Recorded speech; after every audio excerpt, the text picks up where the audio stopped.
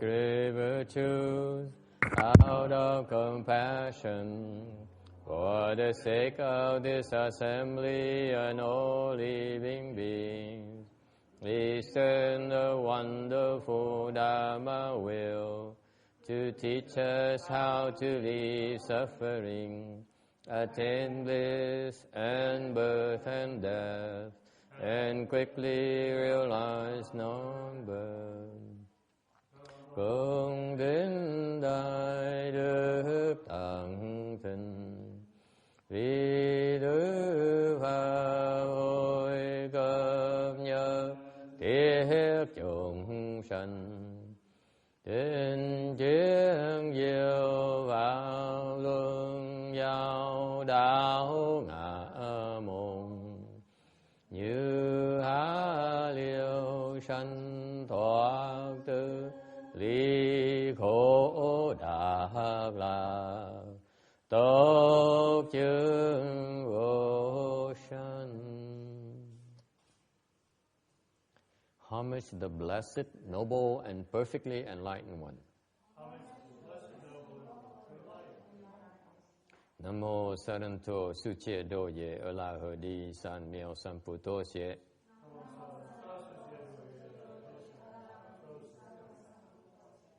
Namo Tạc Đạc Tha Toya Daya Ala Hade Tam Miệu Tam Bộ Đa Tọa.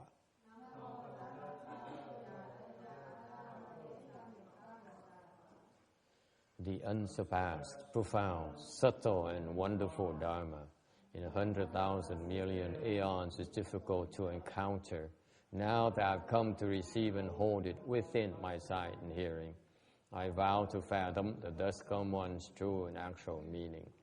Wu shang sheng sheng wei miao fa bai che wan che nan zao yu wo jin jian wen de shou shi yan jie ru lai zhen shi yin.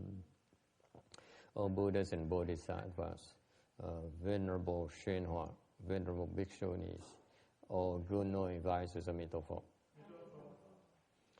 Chư Phật Bồ Tát, kính thưa Hòa Thượng Thiên Hoa, kính thưa quý sư cô và quý vị thiện tri thức A Di Đà Phật. 诸佛菩萨是父上人，各位比丘尼，各位善知识，阿弥陀佛。All right, today is the what day is today? The 25th of September, 2011, in Rosemead, California. We're lecturing on the Amitabha Sutra. We're on slide 399.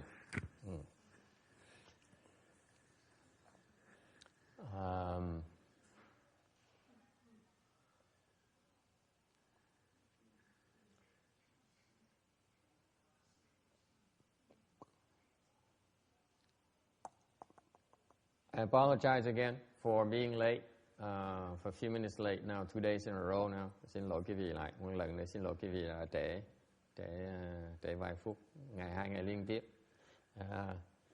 Please come and get me. Don't be shy, because sometimes I get in a meeting, I forget, I lose track of time. Hồi nãy là đang ngồi nói chuyện mà tôi quên thì giờ hết, thành ra bỗng nhiên thấy nó bỗng nhiên sao cái chùa không có tiếng gì hết, im lặng. Tôi nói chắc người ta đang đợi mình. I was speaking and I realized there's no sound in the temple. There's no noise in the temple. Somebody must be waiting for me. That's how I realized it. Anyway, the recitation samadhi, we've been talking about recitation samadhi. Đang bàn về cái định về định lực của niệm Phật. Talking about the samadhi from reciting a Buddha's name. Okay. The objective of Buddhism, of Pureland Buddhism, is to help you obtain rebirth. Cái lý do mà muốn tu pháp môn tịnh độ là who's translating for you, Ujin? Huh? Oh, my translator is here. Princess is here.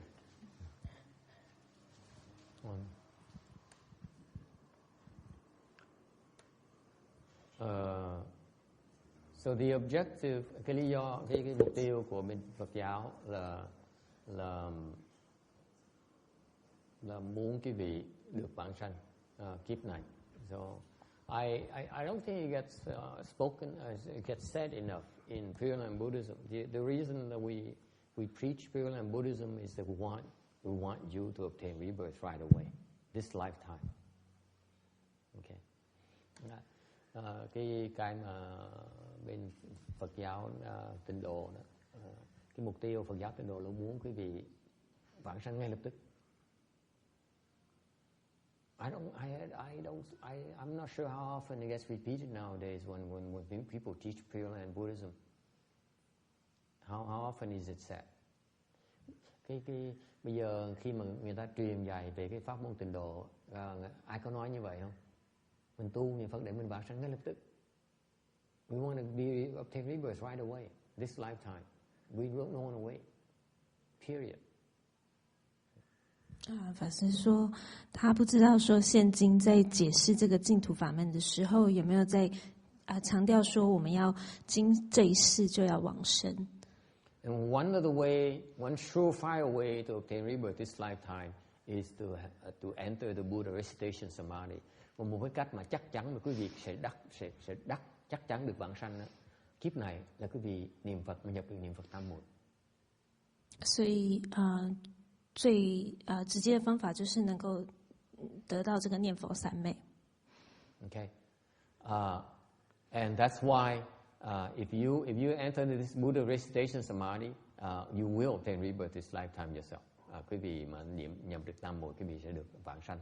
And therefore, the Mahayana has devised, the patriarchs has devised practice session, special practice session according to the Buddhist sutras here, that would last recitation session that would last up to 7 days to help you enter that Buddha recitation samadhi. 所以在这个large sutra 就是这个经文里面有讲说，如果你念佛念10天的话，然后可以帮助你得到这个念佛三昧。7天。Mà bởi vậy bên mấy tổ sư bên Tịnh độ tông á, mới theo những lời kinh của Phật giảng, mới chế ra những cái gọi là cái thiền thất, cái Phật thất, để cho chúng ta có cơ hội chúng ta niệm Phật để dễ nhập niệm Phật tam muội nội trong 7 ngày. So it will for this particular Phổ Chi, the Buddha recitation week, if you have superior roots, sharp roots, then you can easily enter the recitation samadhi very quickly. Those who do not have a sharp roots would take a lot longer, maybe more of these Phổ Chis before you enter the recitation samadhi. 所以说这些有利根的人呢，在这次的佛期呢，可能就会比较快的进入这个念佛三昧，但是钝根的话就会比较久。Thành ra nếu như theo cái Phật tất này mà những cái người mà có thiền căn, có lợi căn á, người mà có căn cơ cao đó, thì họ có thể nhập cái niệm Phật tam muội rất là lẹ. Còn mấy cái người mà không được cao lắm á, cái căn cơ không được cao lắm á, thì có thể cần lâu hơn một tí, có thể lâu hơn 1 ngày, lâu hơn 7 ngày. Nhiều khi phải cần rất nhiều cái Phật thất mới là có thể nhập được cái tam muội này. Okay.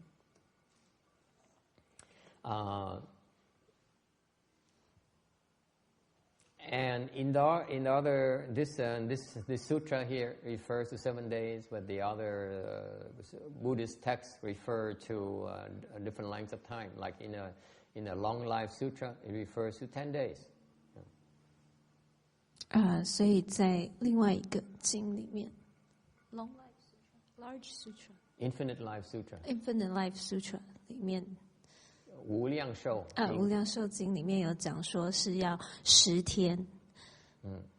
Thành mỗi cái kinh nó nêu ra một cái phương pháp nó khác nhau. Chẳng hạn như kinh này nói 7 ngày, còn cái kinh vô lượng thọ cũng một cái kinh trình độ khác thì nói 10 ngày. Trong 10 ngày đó thì họ khuyên rằng người tại gia nên ăn chay, muốn giữ giới cho thanh tịnh, nhất tâm mà niệm Phật 10 ngày không gián đoạn thì mấy người đó sẽ đắc được vãng sanh khi mà chết. So the Infinite Life Sutra advocates 10 days. So during those 10 days, lay people are supposed to eat vegetarian, keep the precepts purely, and single-mindedly recite the Buddha's name for 10 days and nights without interruption. And these people then have pretty good chances to obtain rebirth at death time. 在这10天里面呢，无量寿经里面讲说，居士们要吃净素，然后守戒、持戒，然后一心不乱的念佛10天10个晚上，这样就可以得往生。Now, you should pay attention to the particular dharmas as being advocated in these sutras. Vì mình lúc mình đọc kinh, mình nghe kinh, mình phải chú ý tới cái pháp mà kinh đang dạy, đang truyền dạy. Because the Buddha teaches these different dharmas for a reason. Đức Phật khi giảng kinh, ngài giảng kinh như vậy là có cái mục tiêu. Typically, sutras are spoken for different sets of people, different potential. Cái kinh được giảng cho cái người cái căn cơ khác nhau. Okay. Thành những cái pháp á, được Phật truyền ra, nó có trị những cái, nó giúp đỡ, nó có hiệu nghiệm cho những người có căn cơ khác nhau. So the dharmas that the Buddhas preached are effective for specific groups of people. That's why we should pay attention to all these dharmas. Mình phải lo và chú ý tới tất cả những cái pháp này. In the large sutra, in the Infinite Life Sutra, it says that they encourage people that when they cultivate intensively to eat vegetarian. Thành trong cái kinh vô lượng thọ thì Đức Phật khuyên là khi mà chúng ta mà tu luyện trong 10 ngày đó thì nên ăn chay. 法师就说，这不同的经呢，其实是针对不同的人在不同族群的人在讲的。那在无量寿经里面，他是说这10天，他希望大家能够吃净素 and maintain precept， 而且持戒。Okay， giữ ngũ giới, they maintain the 5 precepts， 守五戒，而且守五戒。对。So these are the 2 criteria when you practice this Buddha recitation. If you want to enter the Buddha recitation samadhi, you better off being vegetarian and keeping precepts. That's what it means. Do not be confused by, how come this sutra says this sutra says that. We're not trying to confuse you. There's a reason for all these dharma being transmitted to you. Because the Buddha says, for you should be vegetarian. You should keep precepts. For superior roots, don't worry. You just recite the Buddha's name. See what I mean? So each sutra here transmits different dharma. If you combine them all, you see why they were taught. 法师就说，在不同的这个经里面呢，就是传授是有不同的法门，所以就是告诉你说，你如果想要得念佛三昧的话，你就是守五戒以及吃净素是会有帮助的。Thành cái gì nghe kinh ấy, nhiều khi những cái kinh nó vẻ mâu thuẫn với nhau. Cái kinh A Di Đà thì nói 7 ngày rồi, kinh này cái kinh vô lượng thọ thì nói 10 ngày. Thành ra nhiều khi mấy thầy mấy cô không dám đụng chạm với cái này, nói là không biết làm sao mà giảng, tại sao cái kinh nó khác nhau. Thành mình cứ chạy mình cứ né rồi không sao đâu, cứ theo kinh mà làm. Chỉ ra cái kinh nó giảng là tùy cái căn cơ mỗi người nó khác nhau, hoàn cảnh nó khác nhau. Cái người thường căn như bên A Di Đà, cái kinh A Di Đà là chủ trương như vậy với người thường căn, cái phần mà 7 ngày đó là tại người ta thường căn nội trong 7 ngày, ta chỉ cần lo niệm Phật thôi là đủ rồi. Còn trong cái kinh mà vô tượng thọ này thì nói rõ hơn là khuyên Phật tử nên ăn chay, nên giữ giới lúc mà niệm Phật. Ý nghĩa là vậy đó, chẳng phải đừng có nhìn mấy cái kinh khác nhau mà nó than phiền nó tại sao mấy kinh mà Phật giảng mà nó mơ hồ rồi nó mâu thuẫn với nhau, nó không rõ ràng gì hết, thành ra chúng con tu không được, chúng con thấy khó quá á, không biết đường nào mà mò niệm 7 ngày hay niệm 10 ngày. Chúng con thoải mái mà cứ không để ý là Phật nói là chúng con quý vị nên ăn chay, nên giữ giới. Cái đó là cái quan trọng, chứ không phải 10 ngày với 7 ngày. The key here is you become vegetarian, you eat vegetarian when you recite, and you maintain precepts. 所以重点就是你在念佛名号的时候，你要吃净素以及持五戒。Because in doing so, it's easier for you to enter the Buddha recitation samadhi. Vì nếu như ý Phật nói là nếu như quý vị ăn chay, quý vị giữ giới thì lúc quý vị niệm Phật dễ nhập niệm Phật tam muội hơn. Phải hiểu như vậy. 因为这样你能够很容易的比较容易入这个念佛三昧。Any question? Yes.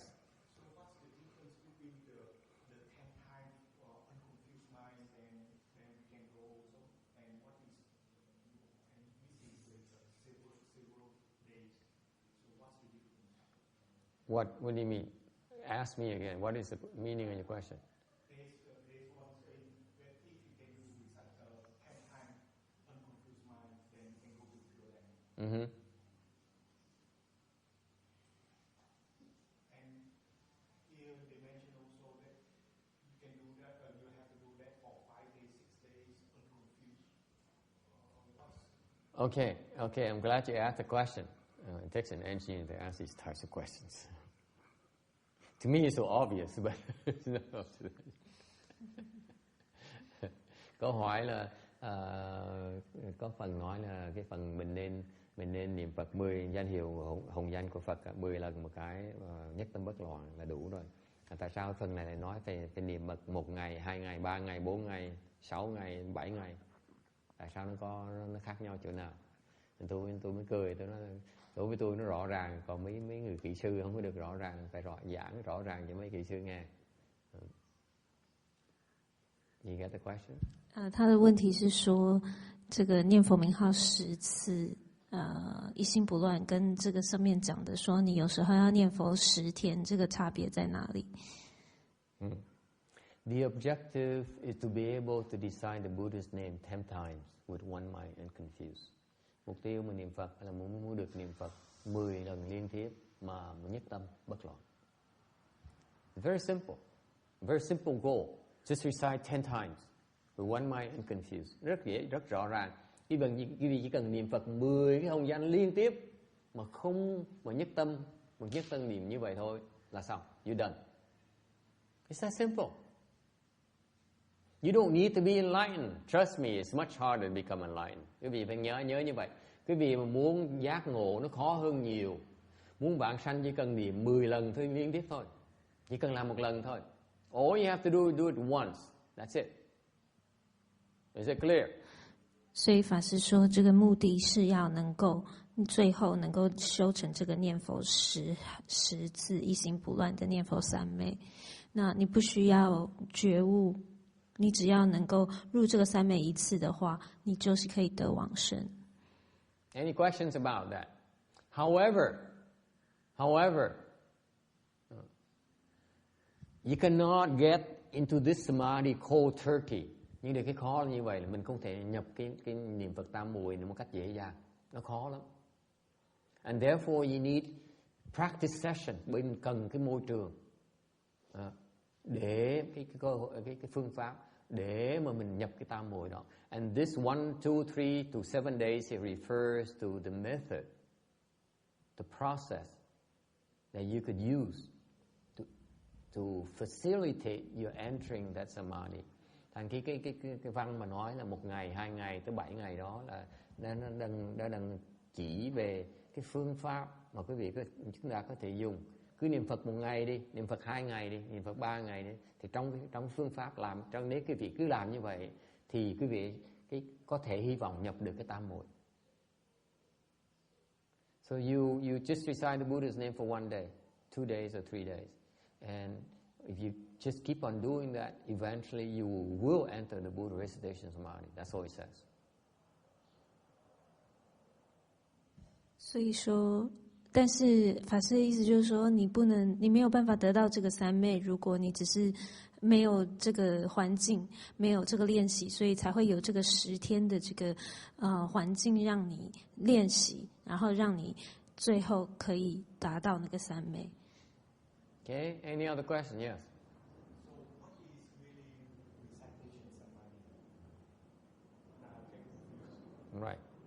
So with this recitation samadhi, what is it? Okay. 所以这个三昧是什么呢？这个念佛三昧是什么？ It is when you enter this recitation samadhi, khi quý vị nhập cái phiền niệm Phật tam muội này. Okay? Here's what happens.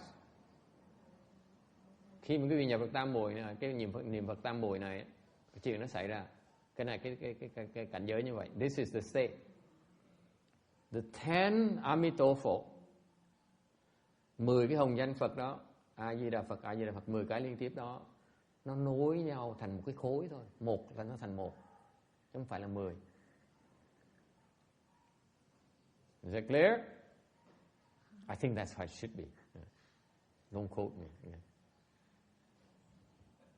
Take a look at me. You know what you're talking about? What are you talking about? I don't know what I'm talking about. Cái niệm Phật tam muội này ấy, nó đặc biệt lắm. Quý vị niệm Phật A Di Đà Phật, A Di Đà Phật, A Di Đà Phật, A Di Đà Phật 10 lần như vậy. Cái 10 lần này, remember these 10 Amitabha, Amitabha first, Amitabha second, Amitabha third time, so on to 10 times. That's what you do. The objective. Niệm 10 lần như vậy. Okay? Very easy, Victoria. Just do it. There's nothing to it. If you do it right, then these 10 times you recite becomes just one block. One. It's not 10. It's only one. 不是一片，不是一口气，是一片。The Chinese word, there's no English word for it. That is why you need to learn Chinese. Cái này có tiếng Tàu diễn tả mô tả chính xác nhất. Thành bữa tôi bắt học trò tôi học tiếng Tàu như vậy. This is why I ask my students to learn Chinese for that reason. Because the Chinese is the most accurate description of these dharmas. Cái pháp mà người Tàu mô tả nó chính xác nhất. Mình dịch ra có thể nó trật. So, 一片. The Chinese word is 一片. 一片, 对, 一片, meaning that all these 10 recitations is only one block. That's what it means. 就是这十声阿弥陀佛变成一片。 And now Ước is spinning me down because I've been dancing about this issue for how long since I started talking about Amitabha Sutra. Tôi né nói chuyện này từ khi tôi bắt đầu giảng kinh A Di Đà, bây giờ tôi cứ né, tôi không chịu giảng cái này until someone forces me to. And now you should be grateful that Ước forced me to, because I refuse to go into this until I'm forced. If you ask the right questions, I will answer. If you ask the wrong question, it's your problem.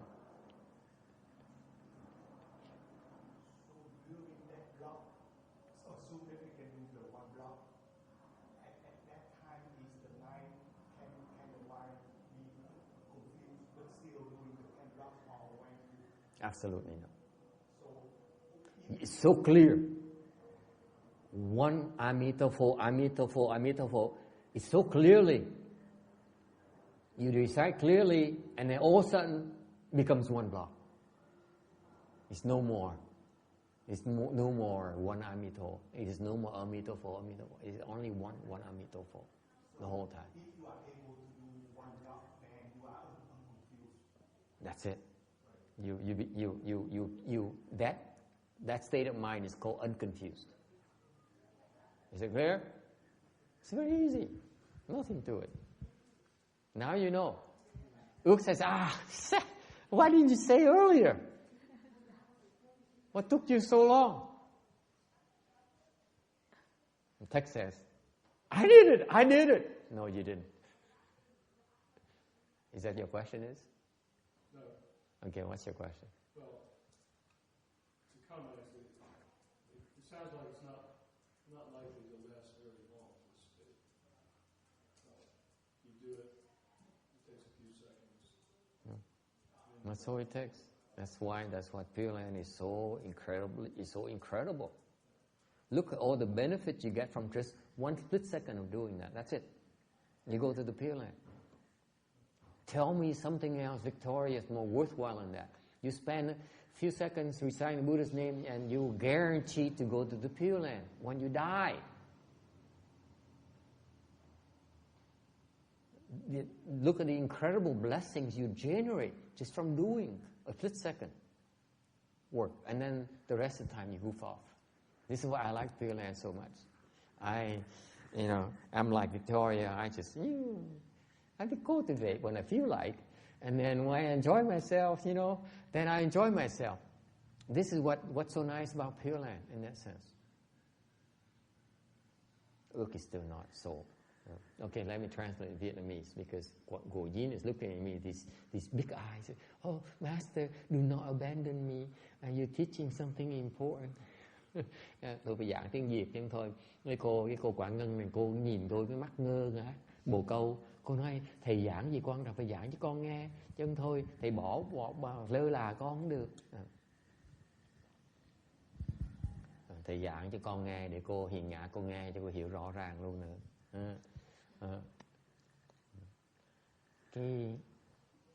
You want to translate? Go ahead and translate. 法师就说 I make the Vietnamese wait. 法师就说，就是说，当你在念这个阿弥陀佛的时候，当你念这个1遍、2遍、3遍、4遍的时候，最后它就最后会变成一片。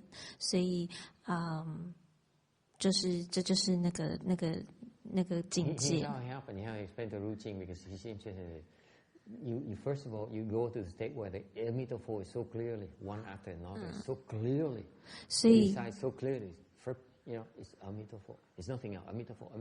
Then all of a sudden, it's only one. 所以法师意思就是说，你在念的时候呢，其实一开始一声2声阿弥陀佛是非常清楚的，是非常有分别的。但是念到后来，就突然他们就变成一片。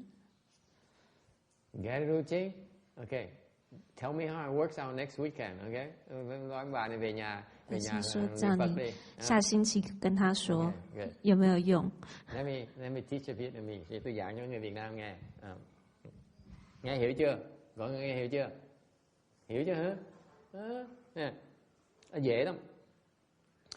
Cái niệm Phật nó tuyệt vời chỗ này là mình chỉ cần mình niệm Phật, mình nhập cái tam muội đó, 10 cái hồng danh đó một lần thôi là mình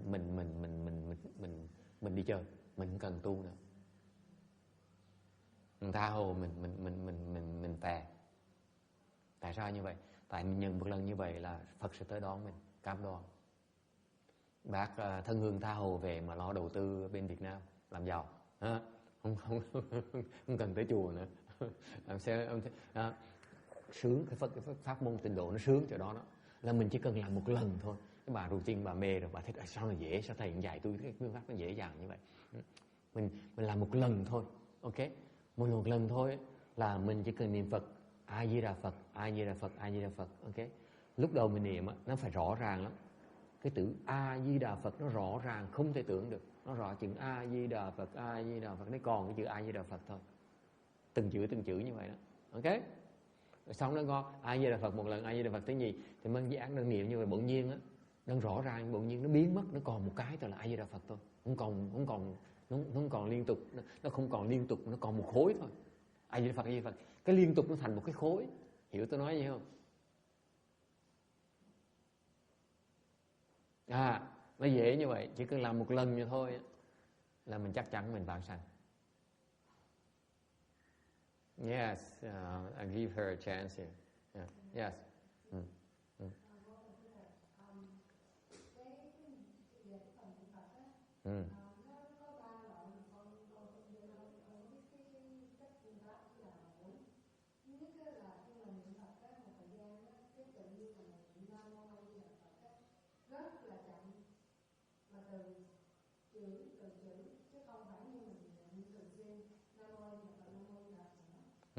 Cái trong cái khoảng đó thì nếu mình thầy nói gì đó thì trong cái giọng chó đó mình thường xuyên đã là Nam Mô A Di Đà Phật mà nó rất là chậm mà rất là rõ ràng từ chữ. Nếu mà 10 chữ như vậy cái thời gian rất là lâu. Làm sao mình đủ cái tâm mình giữ mà mình niệm được 10 chữ như vậy. Vấn đề không phải là lâu hay là ngắn. Vấn đề là tâm để chú tâm thành đó. Lúc mình luôn chú tâm thành một cái khối, chứ không phải là ngắn hay là lâu. Tôi nói ngắn là tại tôi muốn dụ mấy người kỹ sư ta chỉ cần thay vì ta bỏ cả 10 năm trời ta làm kỹ sư, ta chỉ cần bỏ 10 giây ta niệm một cái là ta thông chuyện. Tôi cho dụ người ta chỗ đó thôi. Chứ còn lúc mình niệm Phật đó không còn lâu, không còn chậm nữa.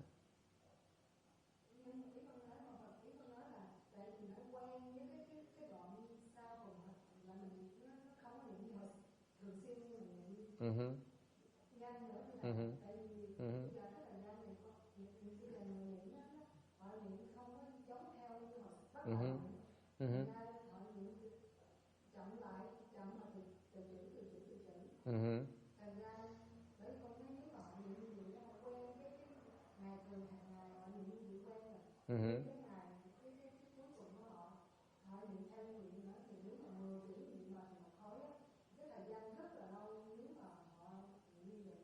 Không có lâu. Không có lâu. Không có lâu đâu. Tôi biết cái cảnh giới đó không có lâu đâu.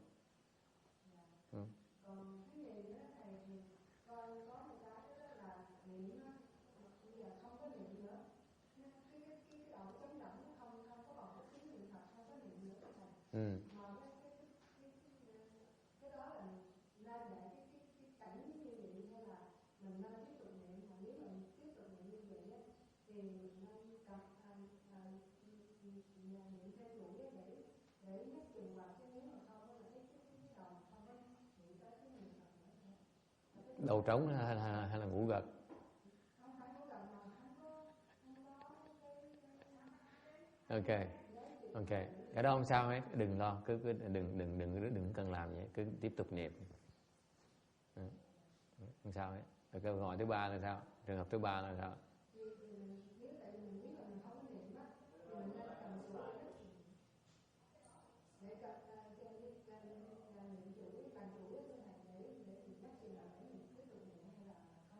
Không cần thiết.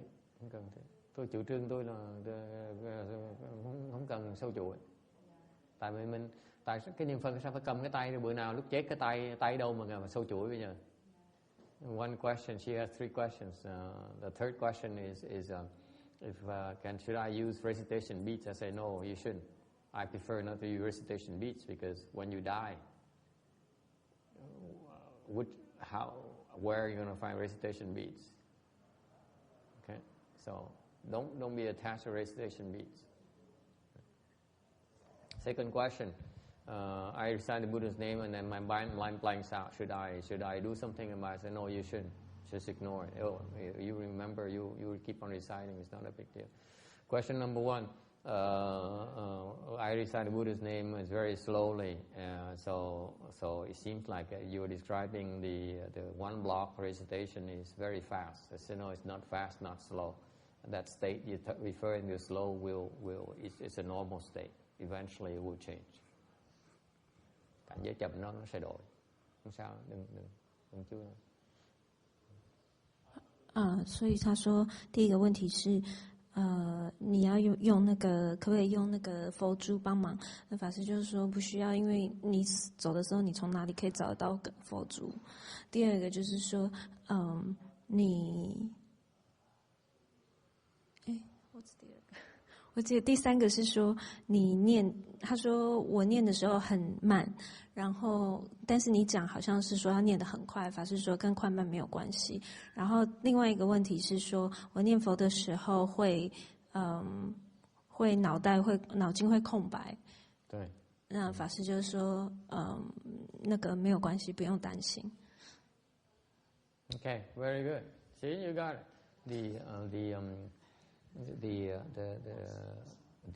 The mind blanking out. The mind blanking out. Actually, she enters samadhi. 法师说那个脑筋空白就代表说他入定了。So it's a good thing. It's nothing. 所以是一件好事。Okay. Anything? Yes, you have a question here. So when you do the first time and then the second time, even at the first time, your mind have to be confused, right? Before it can fuse into one block. So the point here is you have to have unconfused. You have to be unconfused before you can do, before it happens. I don't know how to answer the question, frankly, because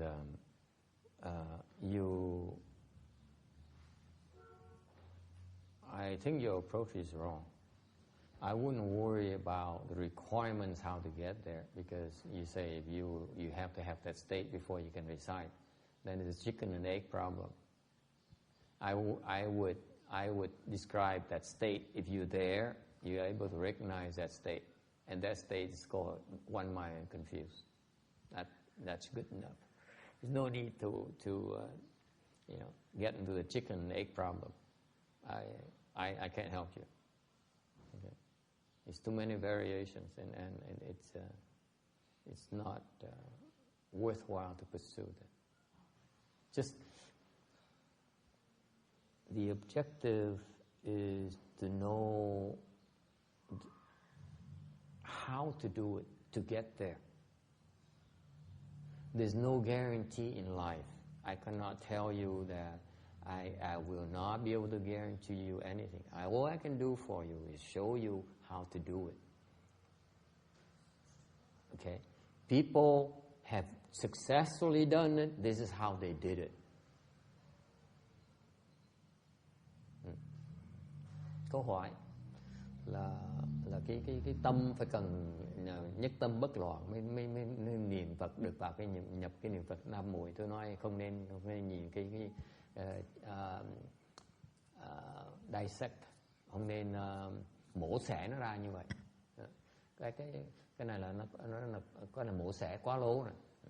Lúc mình tu là mình muốn đặt cái mục tiêu, là mình muốn thấy mục tiêu mình cái đó đã. Xong rồi mình tìm cái phương pháp để mà tới được cái mục tiêu đó. Okay. Thành ra cái người thầy dạy quý vị là nên cần làm cái gì để mà tới đó, thì quý vị làm cái đó thì quý vị sẽ tới được tới đó. Tại sao như vậy? Tại là người thầy dạy quý vị cái phương pháp mà đã bao nhiêu người trước đã làm như vậy rồi, đã tới đó được rồi. Chỉ cần làm như vậy sẽ tới đó. Cái quan trọng của người thầy cho đó, nói quý vị này, cái pháp môn là như vậy, chỉ cần làm như vậy sẽ tới đó. Cái người thầy không biết, người ta chỉ được cái vị được như vậy.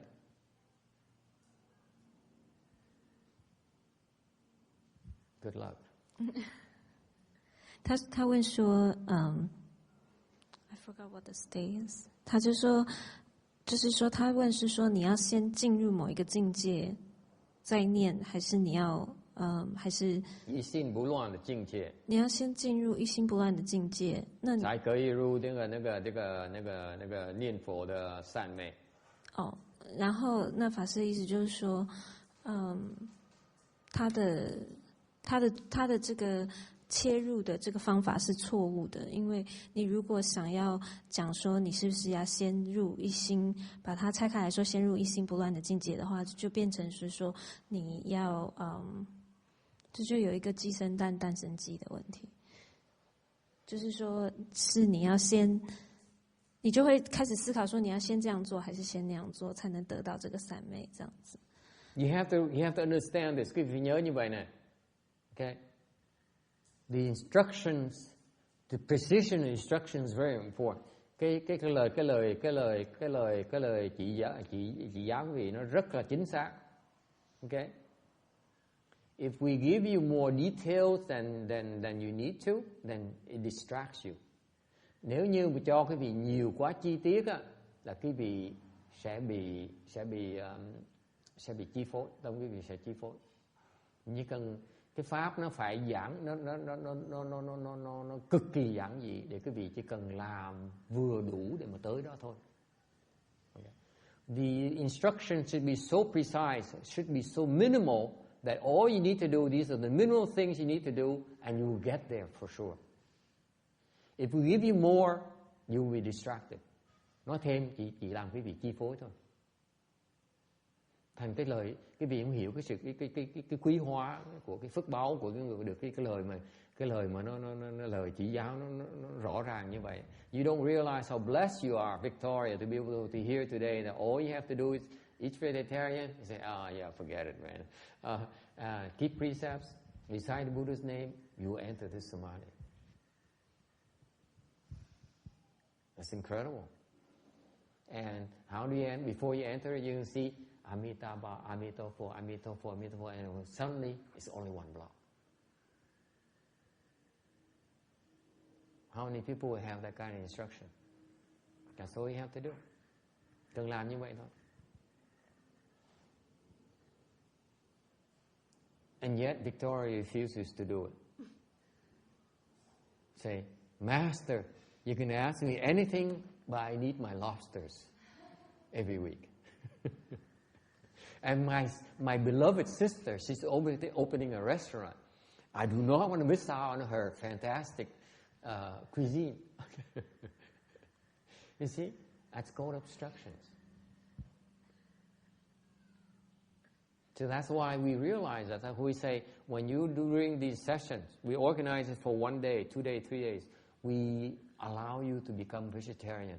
And what the do, it says, okay, I like the part, but I only come here and so that I can sneak out and have my burgers for lunch. So you keep on altering my dharma.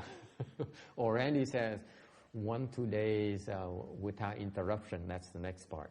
He says, well, I go here in the morning, I go home and make sure my wife is happy. I don't need to keep on answering to her all her complaints. So that's interruption right there.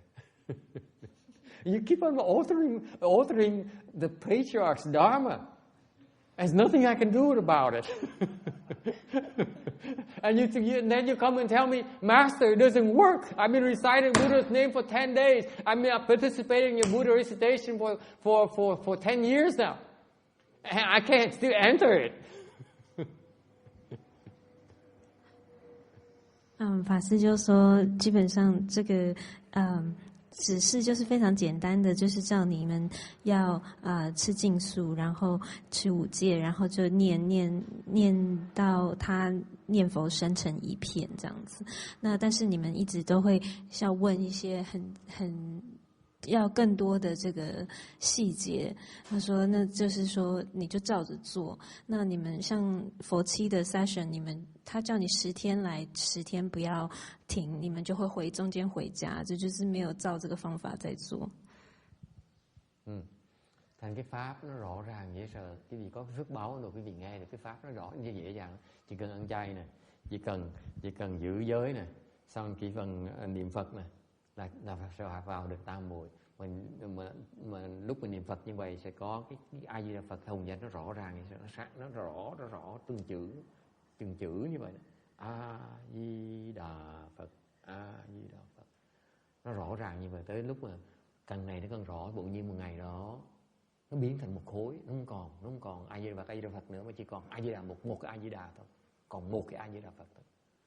Nó dễ sợ như vậy. Cái đó là cái tam muội đó.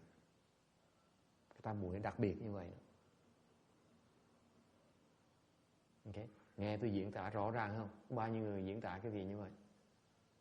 Có bao nhiêu người nghe được như vậy? Okay. Cái vị phước báo, cái vị độ như vậy đó. Nhưng điều sao?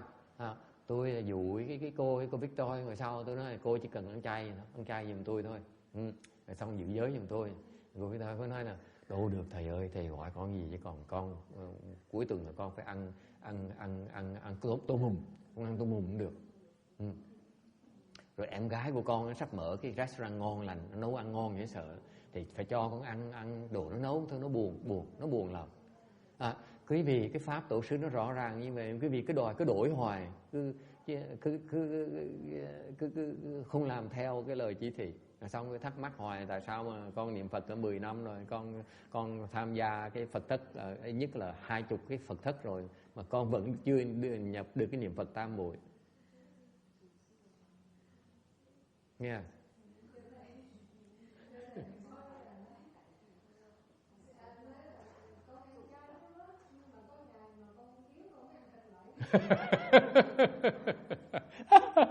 That's the best.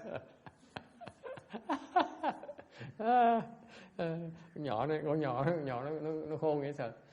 This girl is something else. She says she has an excuse. She says, I normally eat vegetarian. Only when I don't feel good. That's why I eat meat.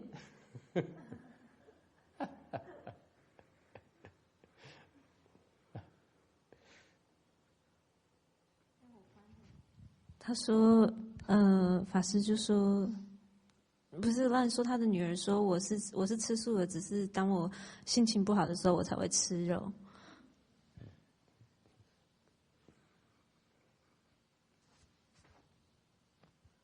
Okay. Any other questions? Ai thắc mắc gì khác không? Yes.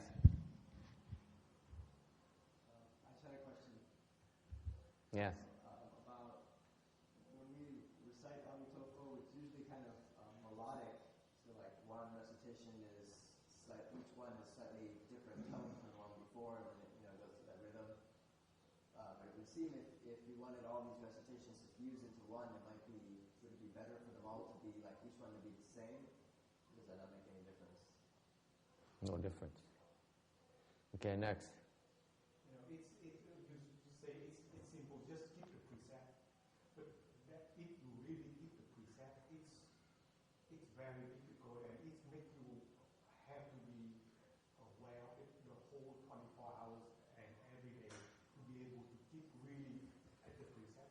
If you can do that, you're already in samadhi. Okay, so there's another excuse. Because really keeping precept, I mean, 100%, it makes you be aware of everything 24 hours a day. Then you are in samadhi already. Okay. 他说守戒吃五戒，他说光吃五戒那个部分就非常的困难。他说因为你要持戒持100分的话，那其实你就要非常的知道自己每天在就是观察自己到很详细，就表示说其实你已经在入定的状态。他说那就是其实已经是非常困难的一个境界。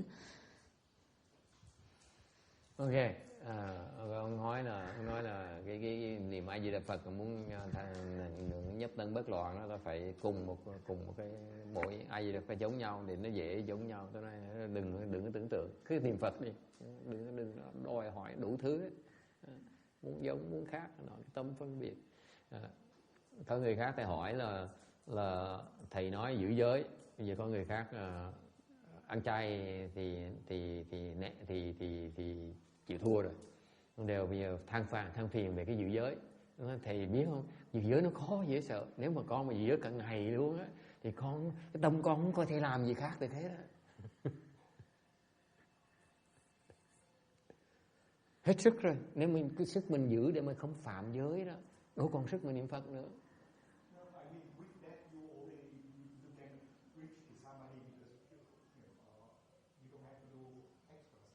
It's called aiding practice. That's why it's called aiding practice. Nếu như mình giữ được giới tự động, mình nhập định đương nhiên. That's precisely the point. You cannot enter samadhi unless you maintain precepts. Sự thật như vậy này, quý vị muốn nhập cái nát lam muội này dễ, quý vị dễ hơn, quý vị nên giữ giới thì nhập nó dễ hơn. Cái ý nghĩa là vậy đó. This is the meaning behind the Buddha's instruction. If you want to enter this samadhi, you will have to maintain precepts. Okay? 法师就说，你要能够入这个定，你就是要能够守这个戒。Any other question? Ai thắc mắc gì khác không? What does it mean maintaining precept? Giữ giới nghĩa là sao? 所以守这个戒的意思是什么？持戒的意思是什么？Randy, what does it mean to maintain precept?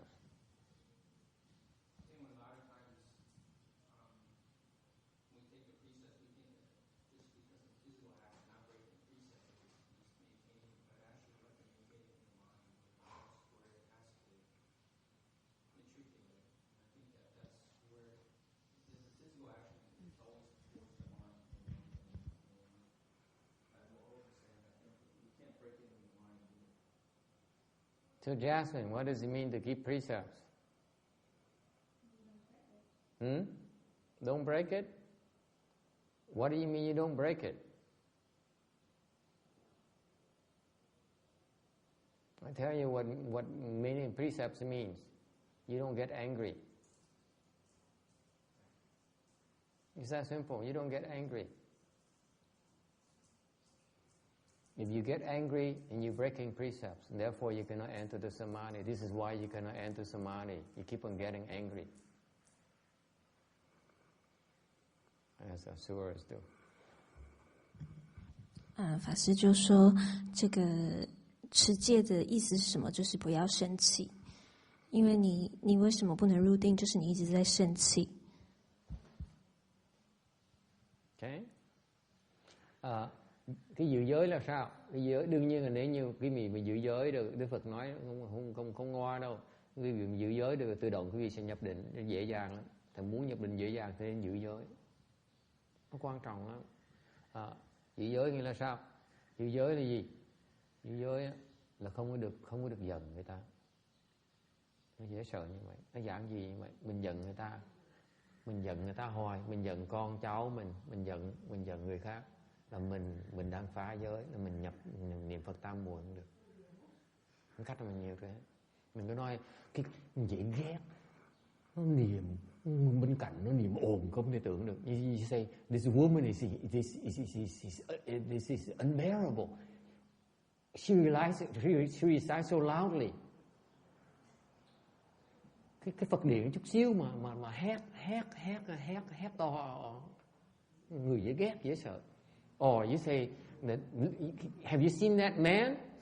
He walks around like he's dying. Hoặc là nói cái ông kia thấy đi nhiễu thì dễ ghét dễ sợ không? Cái chân đi mà giống như sắp xỉu tới nơi. Tu gì kỳ dữ vậy? Mình cứ trách người ta không? You always blame someone else. That is breaking precepts. Dễ sợ không? 所以法师说，比如说你有这样的想法，就是说，这个人怎么念这么大声啊？怎么这样？或者是说，你看看那个人怎么走路那个样子，好像要死的样子。他说，当你一直在责怪别人的时候，你就是在犯戒，你就已经破戒。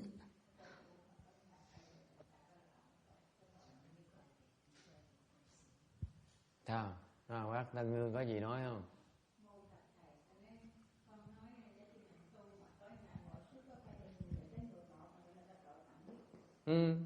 Cái đó là phạm khẩu nghiệp.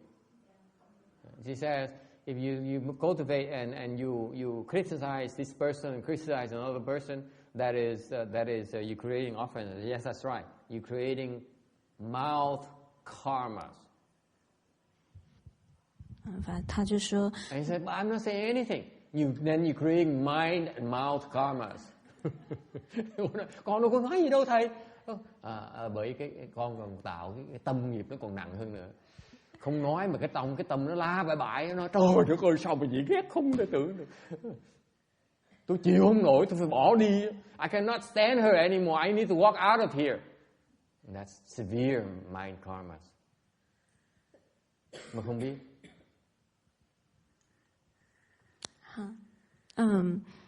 所以法师就说，他说如果你修行，然后你一直在指责这个指责那个的话，法师就说那就是造口业。他说，但是如果你说我没有讲出来啊，法师说那是造心口业。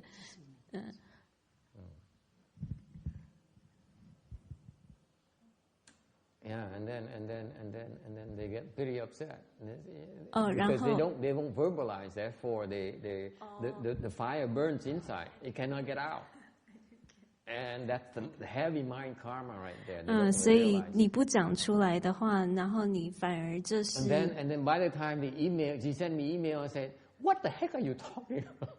I said, "I didn't say anything. How could you accuse me?" But the fire is so huge already. The mind karma is so intense already.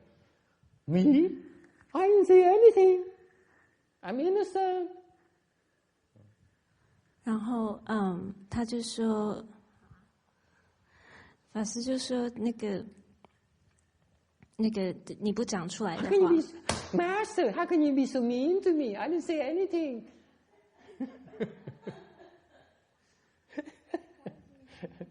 Mà tôi cười lắm, cái cười có những người như vậy, nó là thầy con đâu có nói gì đâu, con đâu có nói gì đâu, mà không nói mà cái tâm nó sắp nổ, nó giết, nó sang giết người ta rồi đó, mà nó không nói gì hết đó, nó chỉ nó đợi cơ hội để nó giết người ta thôi, chỉ đợi thôi. Xong mình nói tại mình mắng nó, ủa tại sao thầy hung với con dữ vậy, con đâu có làm gì đâu, tại sao thầy ác với con vậy thầy, con vô tội, con chưa làm gì hết đó, con không có làm gì hết đó. Con sắp giết người thôi chứ con không có làm gì hết.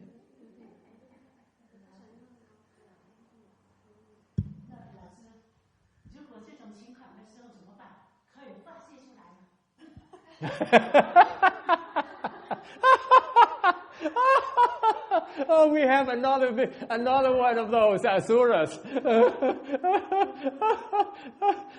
Cái bà hỏi này, thầy cho con hỏi này. She asked this. We have. She asked, you know, in that situation where you want to kill that person so badly, what do you do? Is it okay to kill her? I said, well, do we have another asura here in the assembly? Don't have to translate that.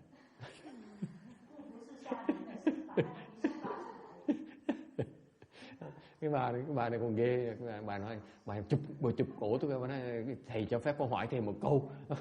Lỡ trường hợp như vậy đó, nó con sẵn sàng bóp cổ người ta tới nơi rồi đó. Mà con có nên nói ra thì chứ thôi, chứ tại vì mình nói ra thay vì mình bóp cổ người ta. Một cái thứ Atula khác nữa. Sao mà cái chùa này toàn Atula không? This temple is full of asuras. Yes. What to do now? So it's between yelling at someone or killing someone. What do you do? Giữa cái này nó phải chọn giữa bóp cổ người ta, cái giữa là chửi người ta. 所以该怎么做呢？所有的功德都烧掉。Nói biết bao nhiêu cái rừng công đức nó bị đốt cháy hết. So what to do? Sang Quảng Ngân có ý kiến. Vô Nhín has a remedy here, has a way. Quảng Ngân có một cách, có phương pháp đây. What to do?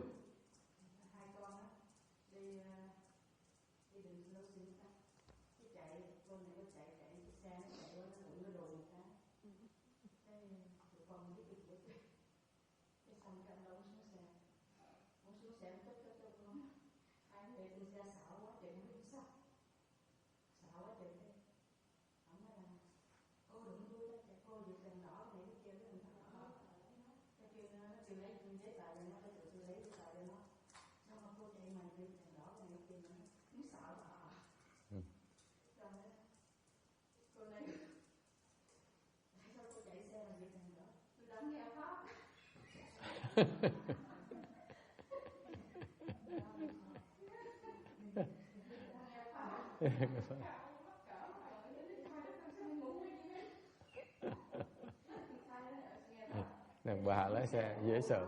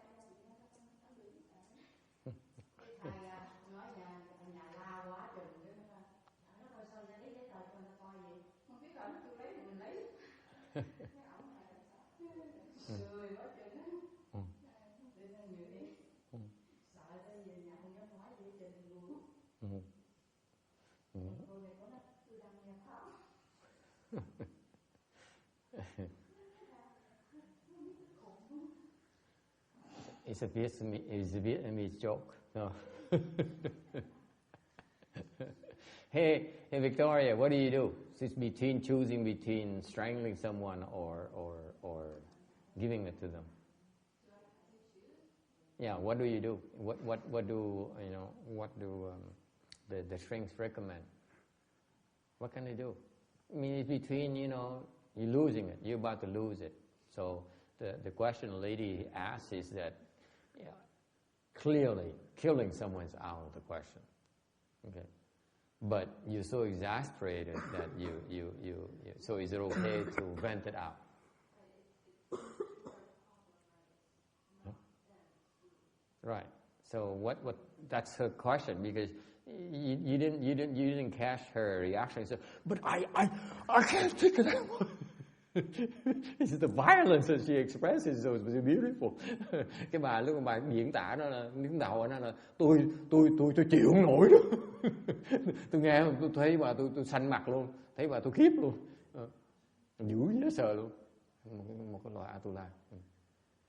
So what do? What can you do? Think something else? Amitabha. You don't even know the Buddha's name. My goodness, there's no hope for you.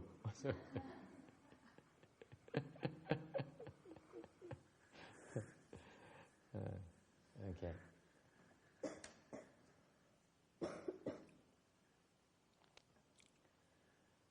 There are many ways to deal with that situation. Lúc mà mình nóng như vậy, mình có nhiều cách mà mình giải quyết lắm. There's plenty of ways. The one thing that you must learn to fix, to deal with that problem is that there's a line you do not cross. Cái cách, nó có nhiều cách mà giải quyết cái này, rất nhiều cách. Cái quan trọng nhất á, tất cả nó có cái chung của nó là có một cái ranh giới mà quý vị không thể qua được.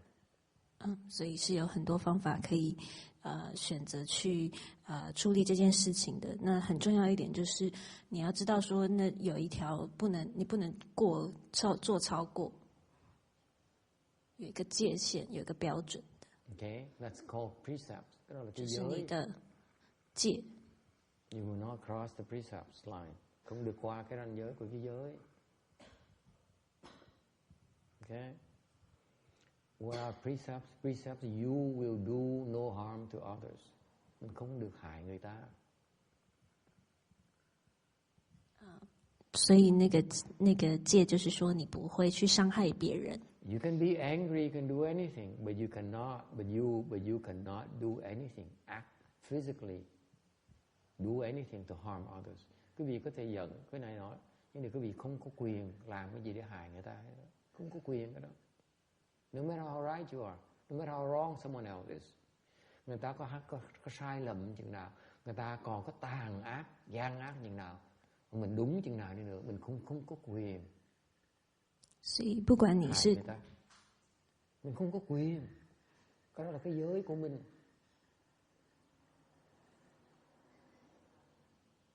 不管你是多对的，你都不可以超过那个界限。 Is it clear? 没有权利去伤害别人。 That's unacceptable, no matter what. There's no excuse for that. Không có được làm.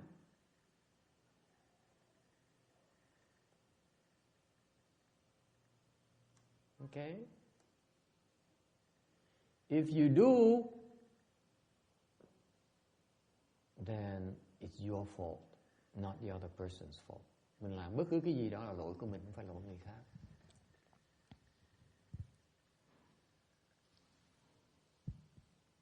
Yes? Any questions or comments? 如果你这样做呢，是你的错，不是别人的错。The beautiful thing here, folks, is that I want you to program this in yourself. Cái này là cái không thể mình cái suy luận, cái này không phải chuyện lý trí, mà vấn đề là mình có một cái tự động trong người mình, trong tâm mình đó. Khi mà tới cái mức làm gì làm, tới cái mức mà sắp hại người ta, mình không được, mình phải rút lui. You back off. 所以重点是你要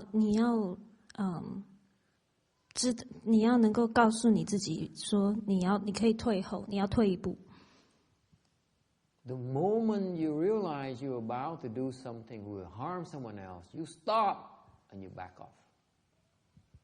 所以当你发现自己要做一些伤害别人的事情的时候，你马上要停止。Lúc mà quý vị mà ý thức được rằng mình sắp làm một cái hành động gì đó mà có thể hại người khác, mình tự động mình phải chặn mình ngay lập tức, mình rút lui.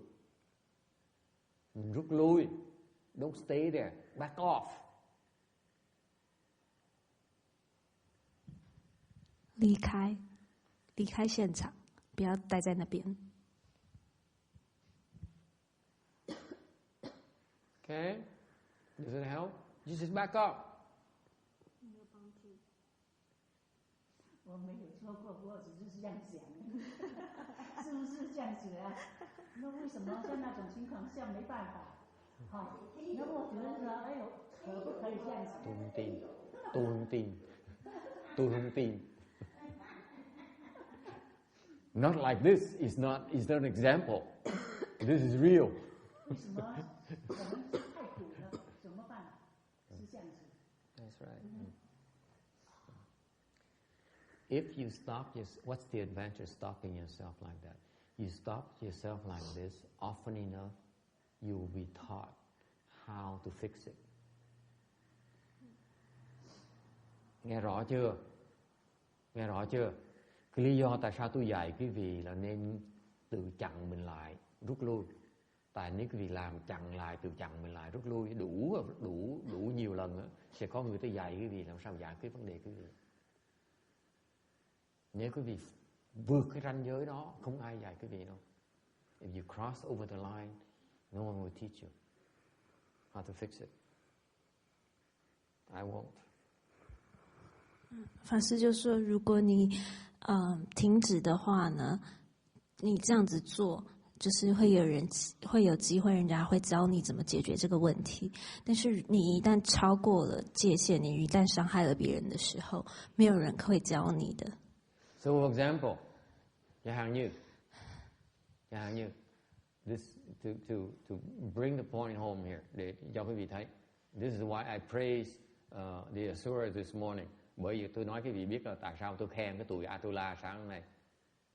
Because I push them to the brink where they're about to destroy. They have the choice to destroy. They feel justified in destroying everything because they're fed up. Enough is enough. Cái này là cái thử thách mà tôi cho cái tuổi nhóc Atula đó, là tôi đẩy nó tới đường cùng đó luôn. Nó có quyền cắn, nó còn một đường cuối cùng là cắn thôi. Mà hai đứa nó không cắn, nó nhất định nó không cắn. Tụi nó không phải là tụi nó giỏi dễ sợ, nó nhất định nó không cắn. Back off.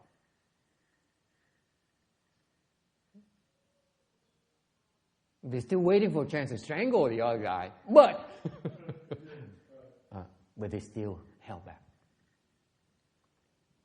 They will destroy the other person, okay, but they will not destroy everyone else. That is backing off.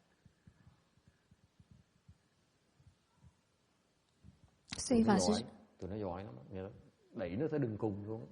Nó biết nó không cách nào, nó không tha thứ đứa kia được. Mình hiểu đó rồi, bây giờ mình chấp nhận cái đó. Nhưng điều nó không hại người khác. Nó không hại người nó giận. Cái đó rất quan trọng. It's very important that when you're angry, you learn to back off. When you reach your limit, you have something called a line that says, I will not cross this when I'm about to harm someone else. That is the requirement for cultivation. Muốn tu phải có cái đó. Không có cái đó không ai dạy cái gì đâu. Không có cái đó sẽ đọa.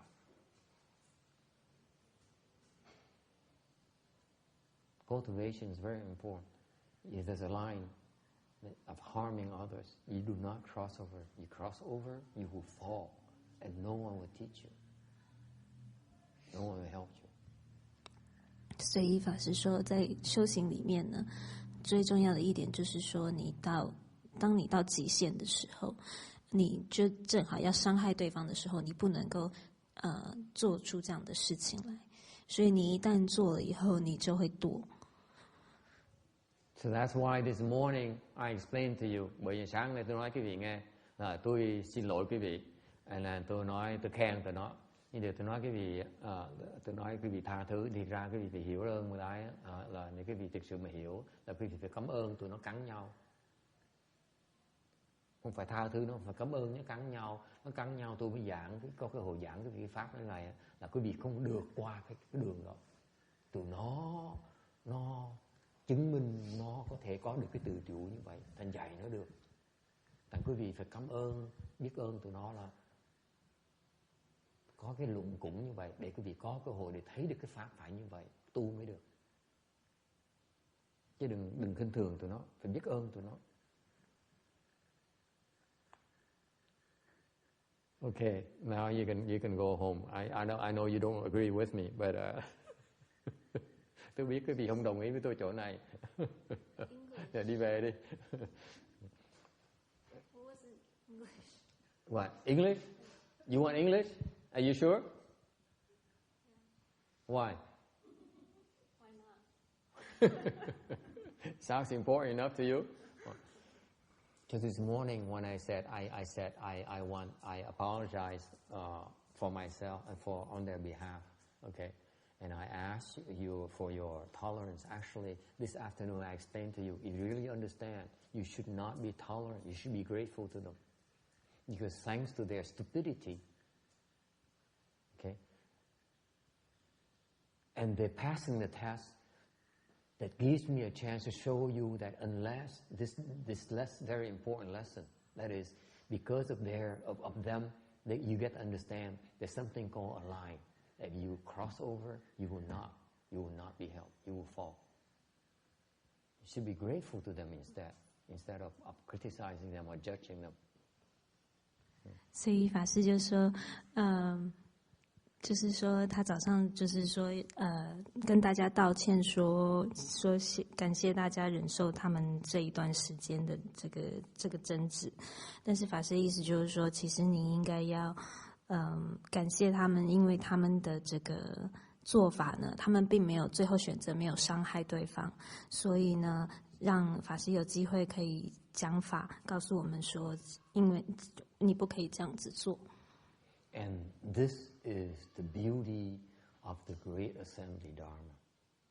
Đây là cái tuyệt vời của cái pháp đại chúng. Đại chúng mới cho quý vị thấy được cái pháp như vậy thôi.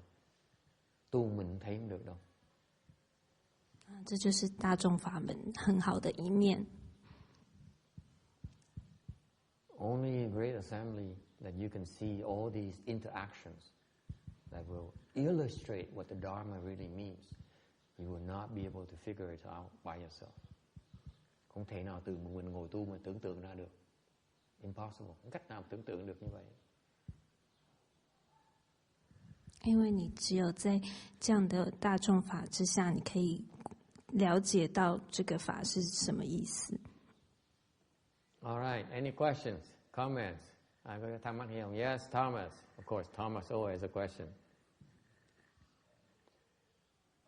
What to do like with anger if I don't typically like direct anger really at outwards at others, but I tend to more internalize it. I mean, I guess depression is sort of like internalized anger, maybe in a sense.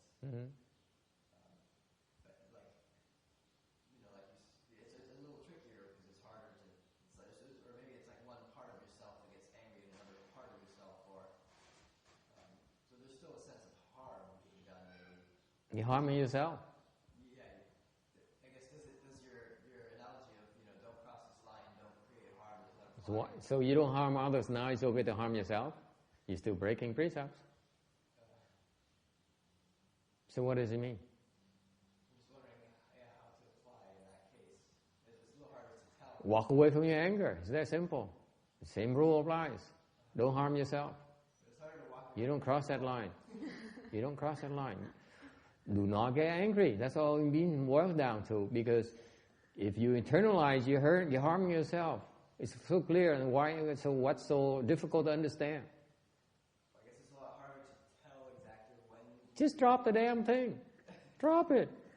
It's gone. I'm not going to get angry. It's not worth it because I'm harming myself. What's so difficult about it? It's because you don't see that you're harming yourself. That's what the problem is. Yeah, that's what I'm saying. It's harder to see what you're doing. Now you understand. Every time you're angry at someone, instead of, and you choose to internalize it, you're burning yourself up. You're making yourself sick. And you say, okay, forget it. This person is not worth getting angry because I cannot kill her. And I end up internalizing it. Therefore, not for me. My experience is not that I even feel that. Yeah, it's like it's harder to tell what's going on. It's not like I feel really angry and then I consciously direct it back at myself. That's just a way of. Anger is a graph. If you drop at the earlier you drop it, the less damage it does. So the moment that you realize that you're angry at someone, you say, boy, that would be nice to just strangle her, just gently, and then slowly, and see how her face turn green, and then black, and then the eyes pop out, look like frog eyes. Boy, I sure love to see her face like that. Okay? So now you're at the peak already. It's pretty tough to back out, right? So, and then you say, okay, but wait a minute. The master says I cannot cross this line. Oh boy! Now you're turning all the anger inwards. It makes it harder then when you reach the peak to drop it. Whereas if you realize that if you indulge this angry energy here, Victoria will tell you that it leads nowhere, right? So we might as well drop it. Don't indulge it. Don't keep on fueling the fire. Then it's easier for you to handle it, to drop it. That's all it takes. Don't fuel the fire. Don't sit there and say, you see, I knew it. I knew she's a mean and evil woman. But, you realize that she starved her son to death as well? You adding fuel to your own fire. That's all you're doing. You keep on coming with more excuses and your mind keeps on racing and you say, oh my God, he's so despicable, Whereas you realize that, wise people realize that anger is something you don't want to indulge, that's precept. You stop right there. You say, okay, I give up. I lose. The loss you choose to lose at that point is a lot less than you were to indulge in anger. The damage is much greater. That's all there is to it. The way, though, that I feel my experience is I don't feel myself getting angry. I just sometimes will notice, say, if I notice I'm kind of low energy or I just feel my own energy is drained, which might be the consequence of, you imagining things. I'm not going to talk about your imaginations. Forget it. You have to be specific. It could be angry. It might be anger. It might be result of anger. Forget it. You show me directly. I help you fix it. Yeah, I can help you solve your imaginations. You imagine sicknesses. 所以他问说，就是说他的生气都是往内的，所以他就变成是说释在法师就说，那这样你就是在伤害自己，因为他不会发出来。那法师他就问说，那应该怎么做？那法师意思就是说，你不要你就不要生气，你要学着怎么去把它放下。就是你一旦发现自己在生气的时候，你就要把它放下。Okay, Ruchi, if you can't take it anymore, okay? Yeah.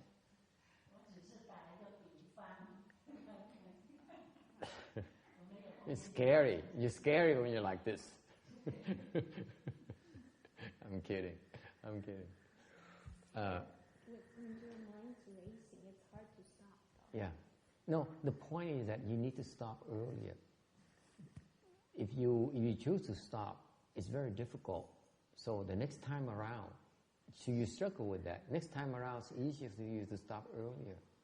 And you stop earlier, you stop earlier, you stop earlier, then it stops bothering you.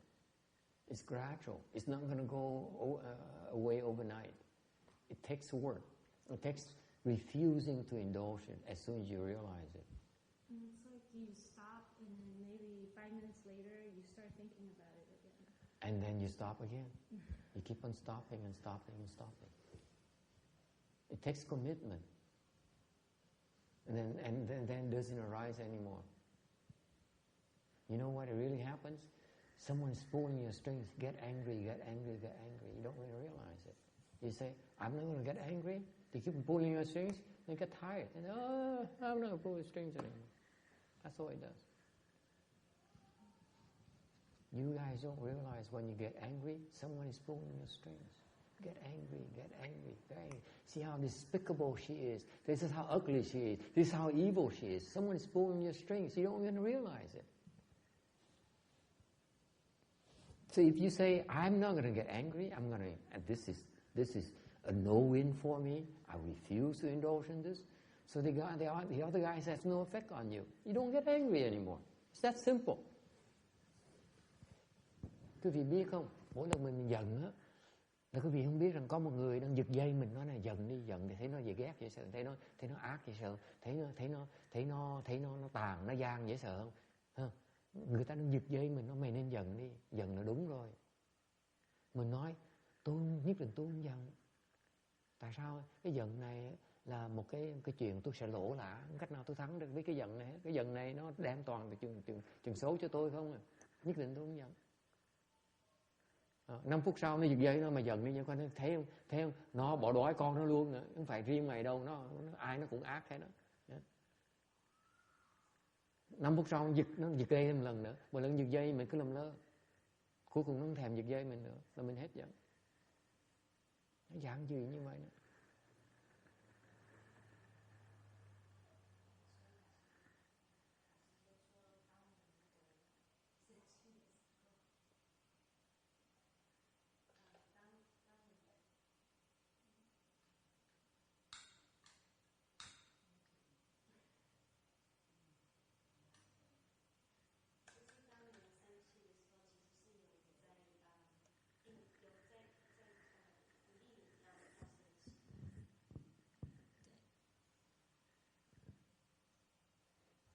And if you refuse, you don't cooperate with them, they get tired of pulling your strings. 你可以选择说，我就是不要生气，我不管你怎么讲，就是说，就其实是有人在鼓励你说，哎，你看这个人这么讨厌，看他为什么可以这样子，他为什么会这样子对我？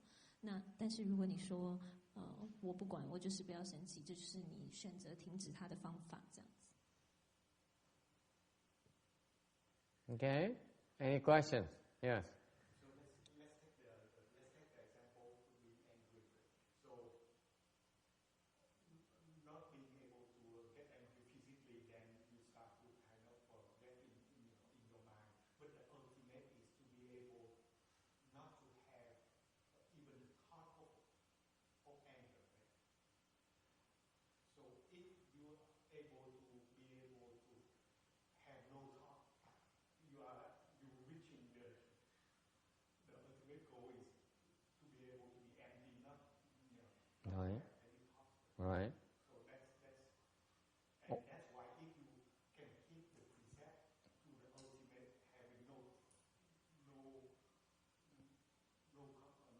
no thought about anything, then you already one mind and confused. Yeah, you're always in one mind and confused.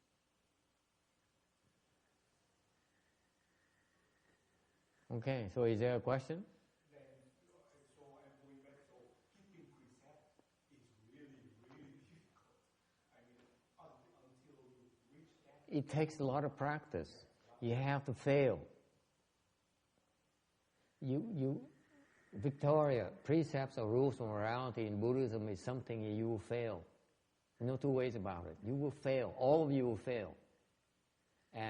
But you don't give up. You fail and you keep on working at it until you stop failing. That's how you succeed at precepts.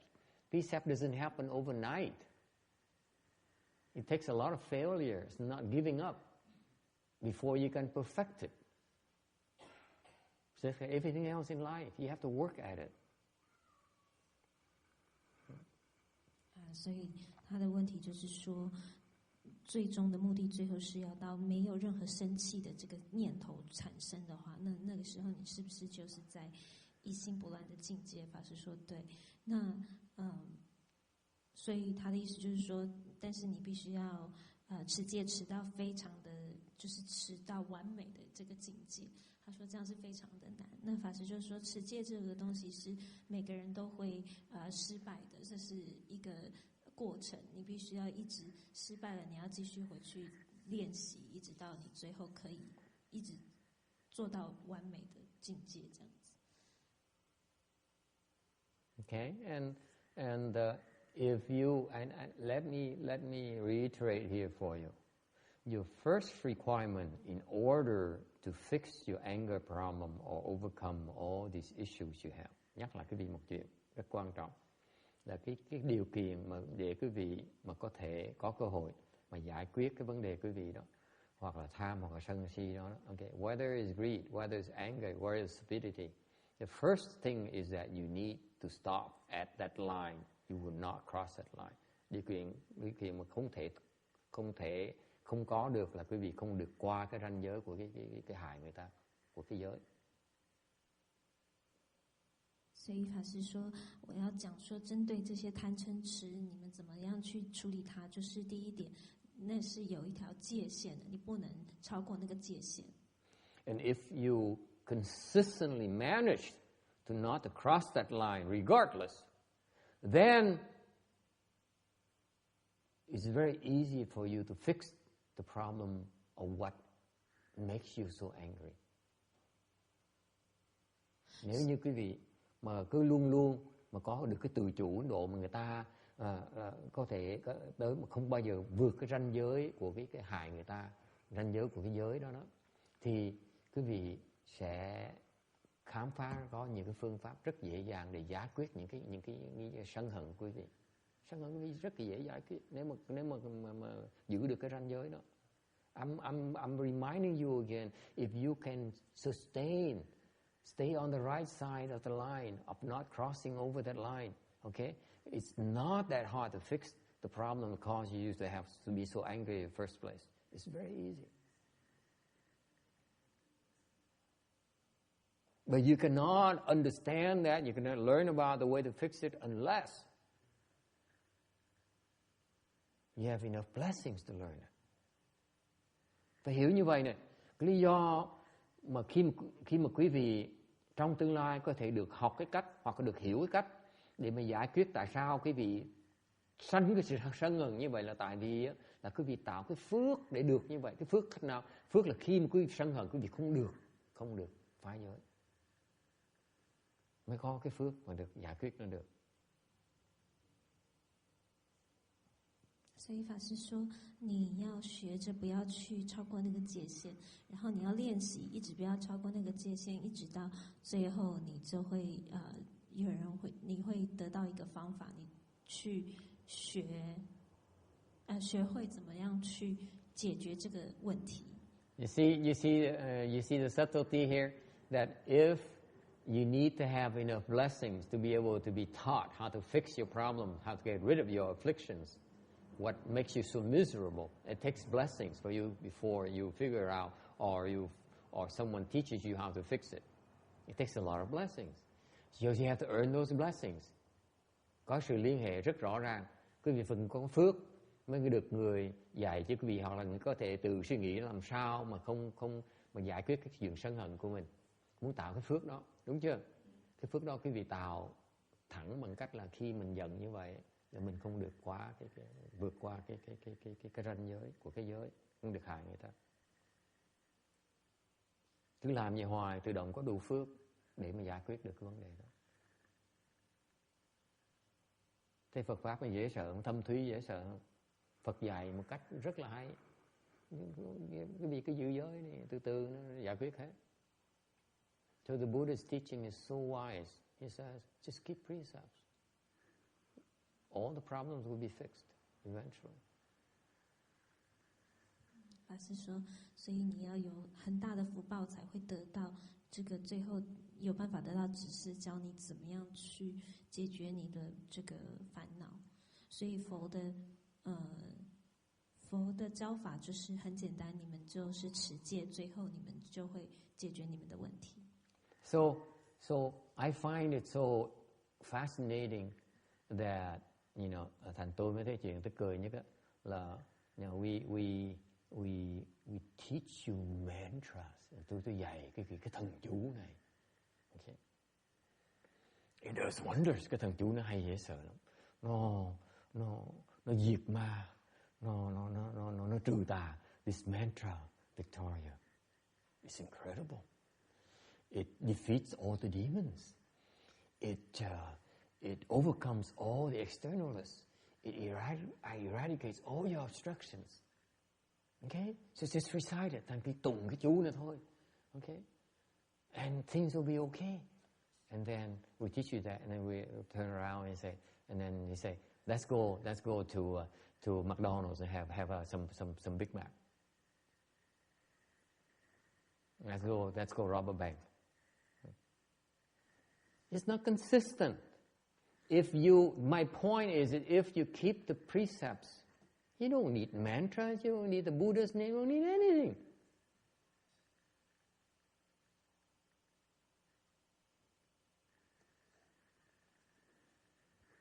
所以法师就说，就如同说我们佛教他教你们念咒，然后呢，就是说，比如说 to simplify, all you have to do is keep the precepts and everything, and you have no problem. Everything will be taken care of. 重点就是你要持戒就对了，就不会有其他的。All your obstructions will be taken care of. 你的业障就会被有所解决。Okay, any other question? I know what you count. Yes, Victoria.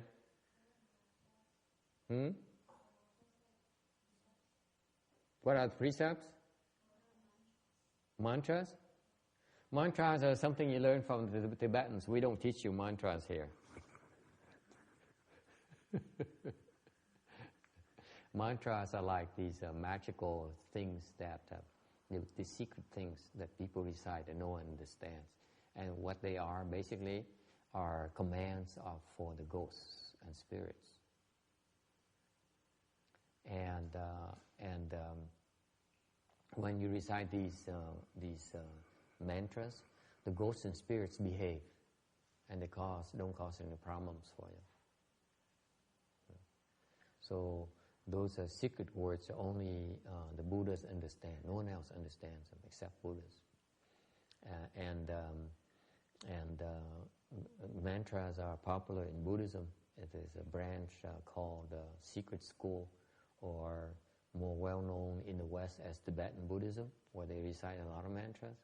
You know that there's a mantra that someone told me that they can teach me that you recite the mantra long enough, you can move the pencil by itself. You heard of those mantras, didn't you? Đức promotes that. There's a mantra, you recite a mantra long enough, the pencil moves by itself. I say, what you have to do with a mantra? It's much easier. Yeah.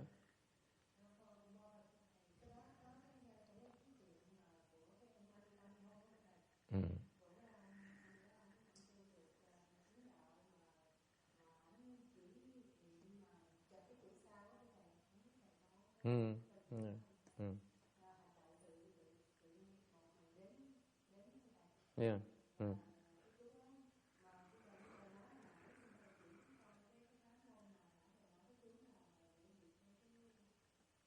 Đổi cái bút chì hả? Để mà đuổi ma, đuổi quỷ đó hả? Nếu mà tôi biết thì tôi bán được rồi, sao tôi chỉ cái vi được, đâu có dễ vậy. Yeah, chú Lăng Nghiêm. Yeah. No, it doesn't work. Mấy cái chú nói nó ngon vậy thôi, chứ còn cái chú phần lớn người ta đọc hiệu nghiệm rất là ít hiệu nghiệm lắm. Ta đọc chẳng biết đọc, chứ không phải cái chú nó không hiệu nghiệm.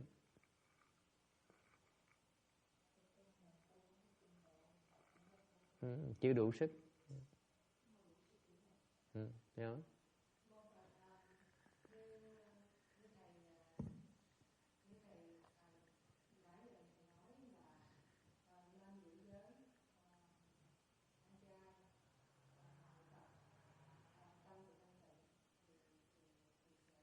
Mọi việc nó sẽ giải quyết hết. Tất cả mọi cái chướng ngại tự động nó sẽ giải quyết hết. Không cần làm cái gì, không cần tụng chú, không cần gì hết đó. Tự động. Ý tôi nói là vậy đó.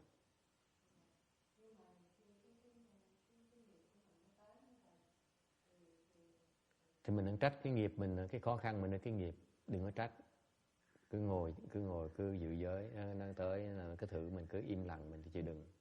Rồi từ từ nó sẽ giải quyết hết.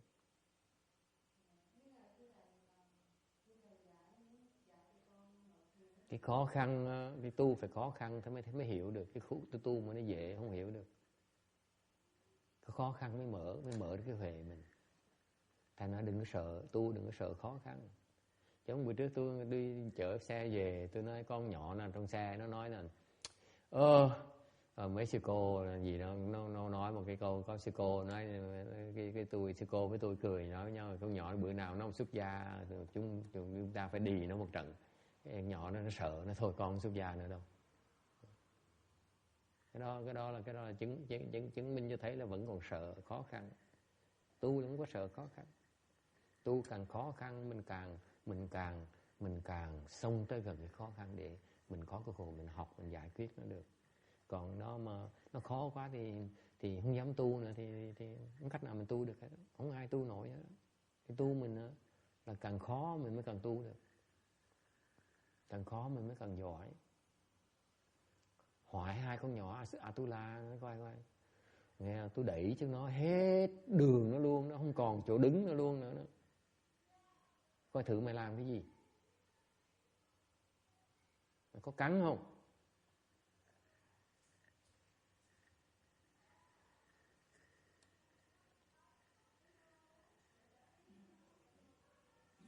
Nó còn một cái sợi tóc nó sắp điên tới nơi rồi. Mày có cắn không? Mày có phá giới không? Mày có hại người ta không?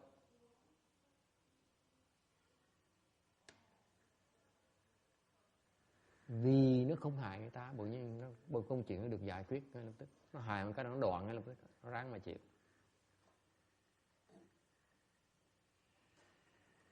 Okay. English? No English. Okay. The cultivation is you should embrace hardship. You embrace difficulties. It's so difficult that when you are faced with the most difficult thing, something overwhelming, are you prepared to break precepts? Will you break precepts? If you don't, then you have the blessings to fix it. You want to break precepts, you deserve to fall. You're bound to fall.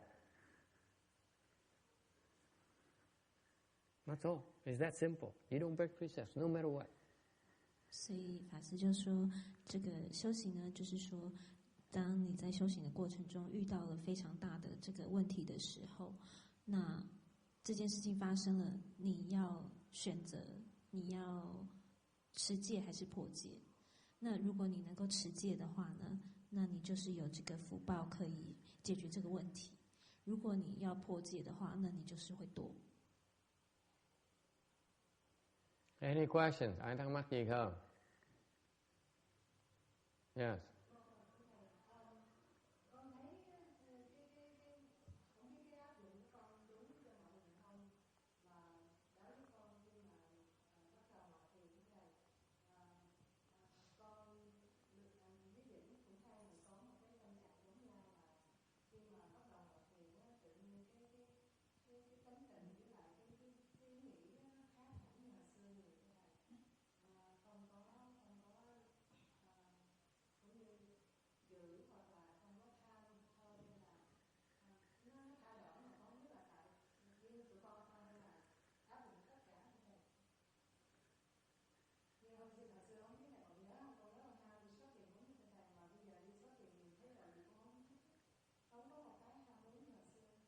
Bởi vì thầy phải đi shopping cho con bây giờ. Rồi có người shopping hơn người shopping làm sao mà cái kinh tế sống được.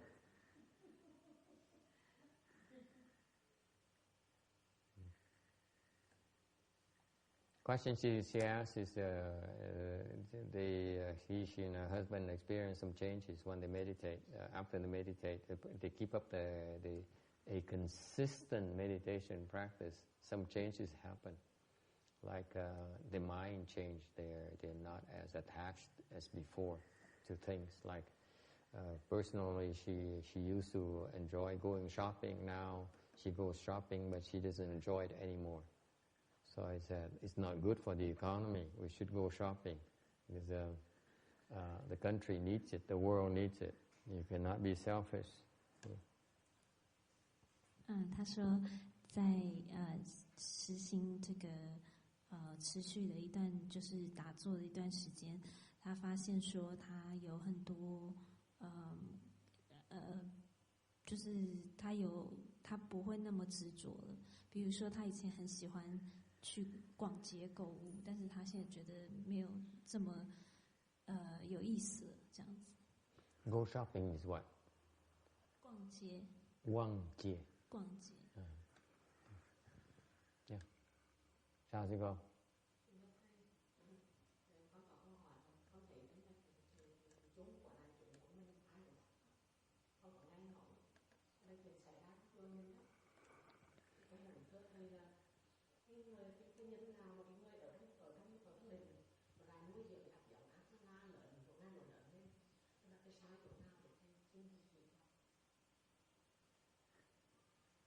Question is, seems to be a lot of people are wondering about this. How come you cultivate samadhi and it seems like the seeds of asura is growing bigger as well. So what is going on? Beats me, I don't know. Tôi đâu có biết đâu. Tôi đâu phải là Phật Bồ Tát đâu mà tôi biết mấy chuyện này. How would I know about these intricate issues? I'm no asura. How would I know? Tôi đâu phải Tu La, sao tôi biết cái chuyện này được? 他的问题是说，好像修行的时候，修行的同时呢，你增加你的定力，但是你的这个阿修罗的这个种子也越变越大，是为什么？法师就说，他不晓得，我也不知道，他也不知道。我不是一个阿修罗啊。Yes, anyone wants to help her out? Ai muốn giúp phải trả lời yes, text. Well, in meditation develops a rather fine level of energy, really intense energy. But if you haven't changed your character, you just put that energy into whatever it is you want to do anyway. Mm-hmm. So it increases your ability to be bad.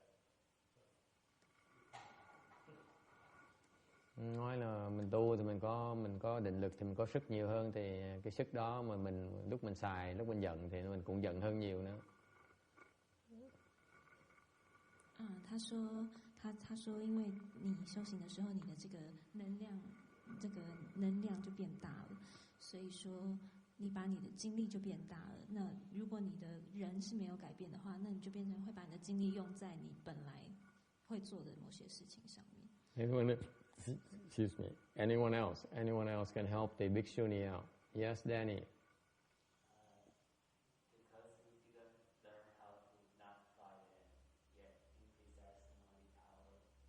I don't get it. Say it again. Try to make sense. I don't know. I guess that's what we learn. So that's what we do. You learn to be an asura? Is that what you're saying? Perhaps. I don't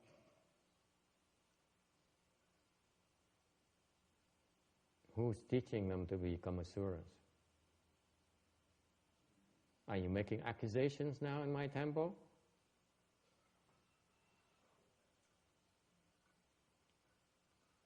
What's so funny about it? This is serious. I'm hearing accusations being recorded and videotaped. I need to protect myself. Perhaps I learned from my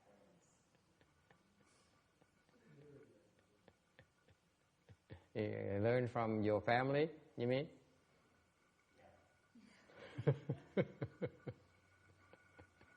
Yeah. Okay.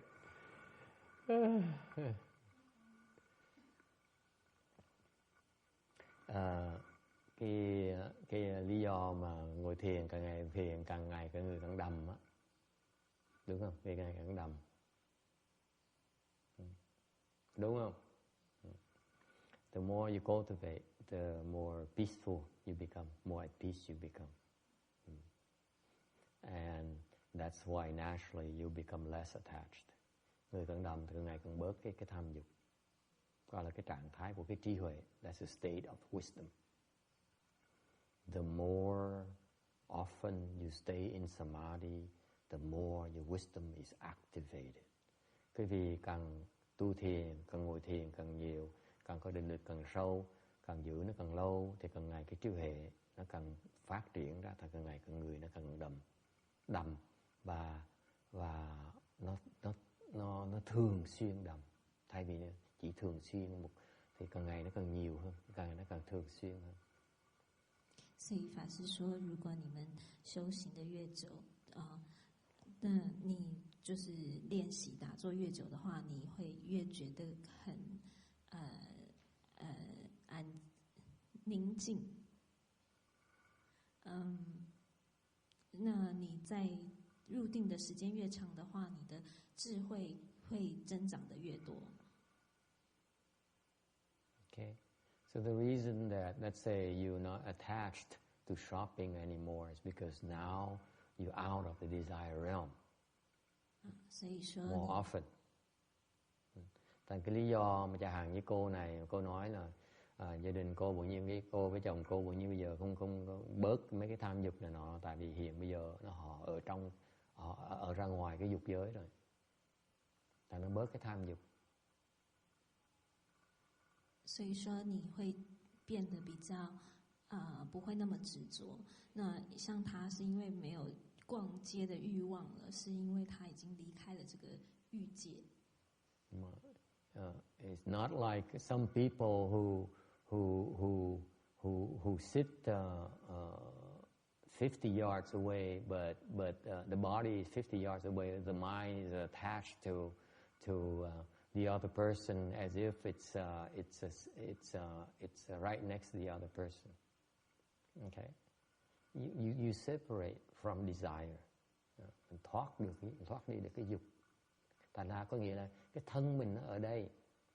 Meaning your body is still in desire realm, but your mind is elevated beyond it already. That's why you are less attached. Cái thân mình nó còn ở đây, để cái tâm mình nó thoát ra cái cảnh giới dục giới rồi, thành cả ngày mình bớt tham dục.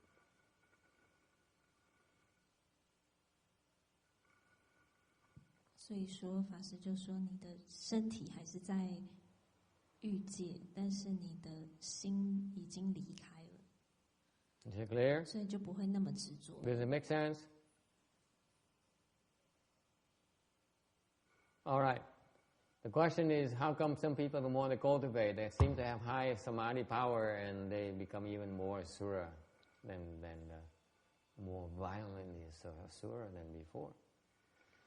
I said, I wish it's not the case, but what can I do?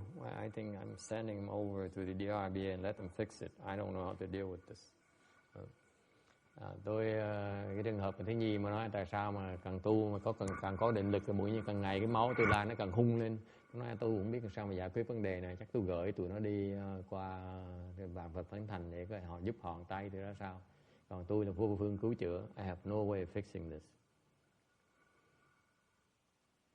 Master Shenhua never taught me how to fix this problem. Thầy tôi chưa bao giờ tôi dạy phương pháp giải quyết cái này hết đó. Tôi đọc 200 cuốn sách, không có cái nào mà nó sách nào mà chữa bệnh mấy tụi Atula hết đó. I read 200 books of his, and no book that says how to fix the Asura problems. No books. Trust me, I checked and checked and checked and checked. 法师就说他不知道要怎么解决这个阿修罗的这个问题。他说玄化上人没有教他，没有书上都没有写。So what can I do? Làm sao bây giờ? I have two choices. Tôi có cái sự lựa chọn. I could hide it. Tôi có thể giấu.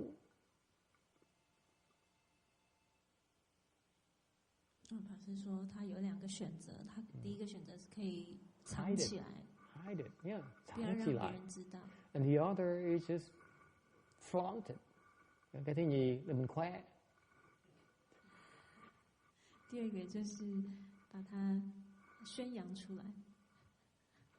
If you hide it, nếu mình giấu nó, it doesn't get fixed, does it? 如果你把它藏起来的话，就没有办法解决它，对不对？ But if you flaunt it, they will work it out themselves. Either they kill themselves or they quit. 但是如果你把它讲出来的话呢，他们就会自己想办法解决。不是。Mình khoe nó, mình không giấu, nó lộ ra thì hoặc là nó giết nhau, thì nó giải quyết xong rồi. Hoặc là nó cắn nhau không đã, nó qua nó cắn mình, nó bỏ mình nó đi, thế cũng giải quyết hết. So either way it gets fixed, either they kill themselves or they quit. Isn't that beautiful? That is wisdom, my friends. Cái đó là trí huệ đó quý bà. We're not talking about theory here, we're talking about superior wisdom. Cái này là thiệt sự là cái trí huệ nó cao siêu.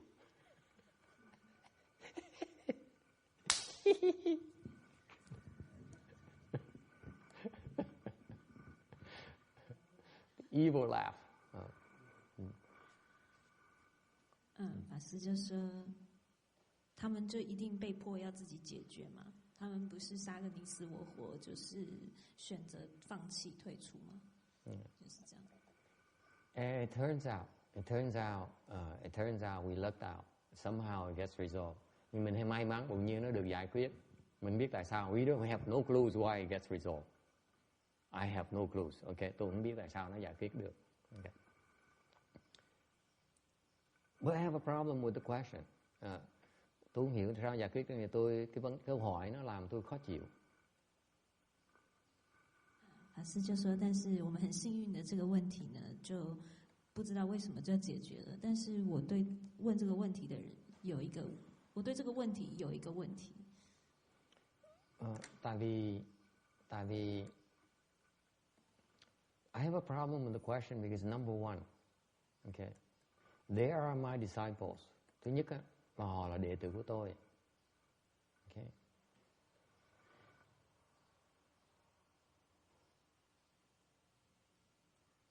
If I teach them samadhi power, and then so the question really means you've been teaching them samadhi power, and then at the same time you allow them to become so much more asura-like than before. So what's wrong you're teaching? That's what it really means. That's why I'm a little bit offended by that. No respect. Thành ra cái khổ là như vậy nè. Câu hỏi như vậy có nghĩa, tôi nghe như vậy có nghĩa là thầy dạy học trò, thầy có định lực, và xong thì thầy cho phép tụi nó thành càng ngày càng hung tợn lên. Thành có nghĩa họ đang chỉ trích cái tôi dạy học trò tôi như vậy. Tôi hơi sốc một tí chứ, hơi sốc tai một tí. Tôi nghĩ học trò tôi nó tuyệt vời lắm, nó có gì hư đâu. My disciples so beautiful, so wonderful. There's nothing wrong with my disciples. I resent that kind of question. Cái câu hỏi làm tôi rất là khó chịu. 法师说，问这问题的意思就是说，这两个人都是我的弟子，那我教他们增加他们的定力，然后同时呢，他们也变得比较更像阿修罗了。意思就是在说，我也教他们变成阿修罗，就是说我的教法有什么问题哦。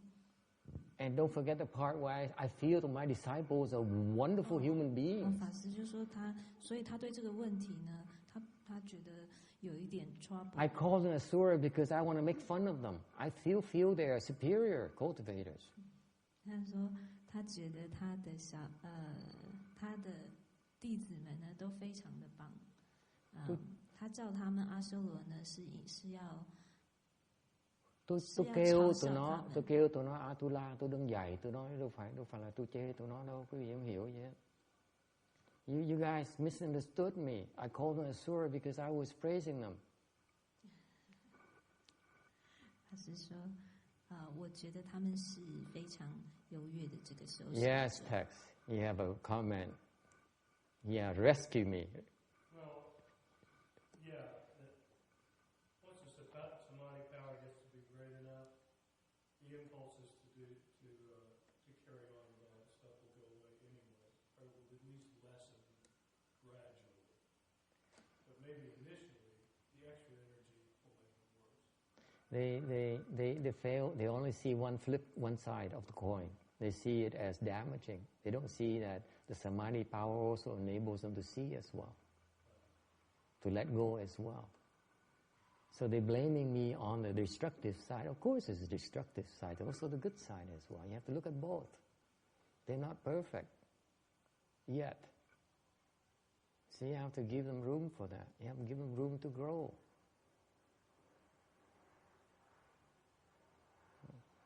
Thành hỏi câu hỏi như vậy nó là chỉ chú trọng vào cái phần mà nó không tốt thôi.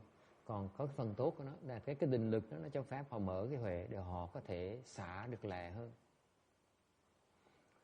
Thành ra cái mà nó xấu xa đó nó phải lộ ra để họ mới xả được. So the ugliness has to rear its head before they can let go of the ugliness. How can you let go of something you cannot see?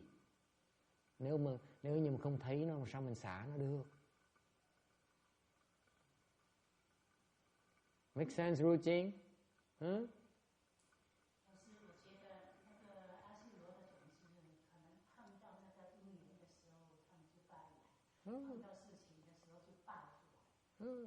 It's okay. It's okay. 所以到的时候就好像说到路的时候就可以解决，如果留在里边的时候不知道什么时候能暴露出来。Ok. Thầy nghe rõ chưa? Là mình muốn nhìn nó, cái xấu nhìn cũng được, mà không thấy được cái hay rồi sau nó. Là trong nó hung bạo như vậy thì ra nó có cái khả năng nó có thể xả được cái hung bạo đó được. Còn nếu mà cái chủng tử nó không có lộ ra, nó vẫn còn nằm ở dưới, nó không xả được. Remember this, folks. Unless the ugliness reveals itself, okay, if it remains dormant underneath, you will not be able to let go of it. Nó phải lộ ra mình mới xả được. And this brings to the point of the nature of the resolution. Để quý vị thấy cái phương pháp để giải quyết nó. Okay? It's between me and my disciples. It has nothing to do with you. Cái này giữa tôi với đệ tử của tôi. Nó không liên quan với quý vị hết đó. Quý vị nhìn, quý vị ráng mà chịu. If you want to look at the way we solve our problem between me and my disciples, it's your problem, not mine. We work in between the three of us. 3 người chúng tôi giải quyết với nhau đó. Quý vị đệ tứ nhân đòi nhìn vào muốn làm sao mà hiểu được cái chuyện cái uẩn khuất ở trong nó được. You're the outside of the fence. How can you possibly understand what's going on inside between the three of us? You can't. If you sit there and you try to figure us out, good luck. Cứ ngồi đó, ngồi rào, ngồi vườn rào, nhìn vào trong cái đòi hiểu phía trong thôi. Làm sao mà thấy được? Okay? So my advice to these people who ask these types of questions, là tôi khuyên những cái người mà chuyên môn hỏi những câu hỏi như vậy, mình không thể nói ai hết. We're not going to name any names here. Stop it. Đừng có nhìn người ta, kệ người ta. Do not look at others' faults. It's fundamental to cultivation. Mình tu, mình không nhìn vào lỗi người ta, mình chỉ nhìn vào lỗi của mình thôi. You only look at your own faults and no one else's fault. And all of you keep on violating that rule. Tất cả các vị đều phạm cái luật đấy, là chuyên môn nhìn cái lỗi người ta. And you should be grateful to my wonderful Asura disciple to show it to you. Thành quý vị nhắc lại một lần nữa, các đồng bào phải biết ơn hai đệ tử Atula của tôi để cho phép nó lộ ra là cái thói của quý vị là chuyên môn nhìn lỗi của người khác. Không lo nhìn lỗi của mình, lo nhìn lỗi người khác không.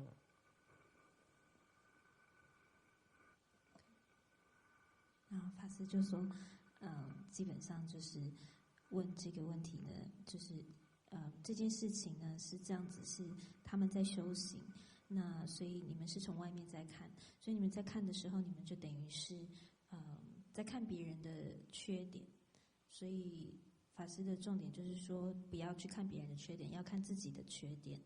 那我们也利用这个机会，因为他们两个人来教导我们这一点，这样子。And this is what I commend them on the fact that it is so hard to be able to stand there and for everyone else to see your flaws and your deficiencies and not quitting. That's what's remarkable about my dear disciples. 法师就说，他说他要赞扬。You think it's easy? Wait until you get there and you see what I mean.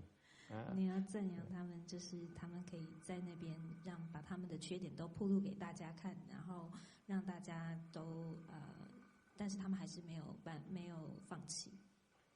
Cái đặc biệt của hai cái đứa học trò tôi mà tôi quý nó chỗ này là nó dám nó bị lộ cái xấu xa của nó mà nó dám đứng đó để mà nó tìm cách nó sửa thay vì nó bỏ nó chạy. Phi thường, không phải là dễ đâu quý vị. Chừng nào quý vị để tôi vạch cái xấu quý vị ra, quý vị có thể dám đứng đó không? Let me give you a subtle warning. Wait until your turn for me to reveal your ugliness that you don't want anyone else to know. See, you have the guts like my two dear disciples to stand there and fix it. 法师就说，那我给你们一个，就是警告你们说，到时候等到是你们的时候，好。Phản bác thân hương, mình tu mà vui vẻ, đẹp đẽ mà sung sướng thì mình tu. Còn mà thấy mà nó khó khăn mà thấy toàn là xấu xa, nhơ nhớp hơn thì mình không tu nữa. Tu đó phương pháp dễ quá, tu chừng nào mới giác ngộ nổi. When are you going to get enlightened? You only choose the easy path. In fact, that's my disappointment to tell you the truth. Thì quý vị bây giờ tôi nói khen nó rồi, tôi nói quý vị nghe, tôi chê thì nói cho quý vị nghe. They should have come enlightened. By the way, I explain things to them. Nó đáng lý tụi nó phải giác ngộ rồi. Tôi rất là thất vọng tụi nó. Tôi bật mí cho nó giác ngộ mà nó chưa giác ngộ được.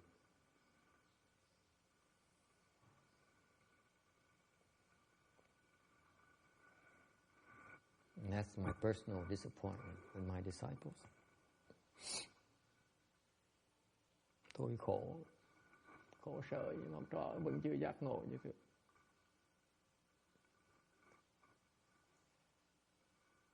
Yes.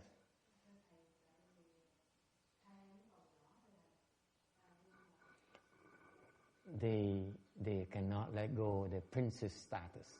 Tại sao nó giác ngộ không được? Let me tell you the truth. Didn't tell you why they cannot become enlightened. They didn't become enlightened. This test, because they're very attached to being a princess. Thích làm công chúa.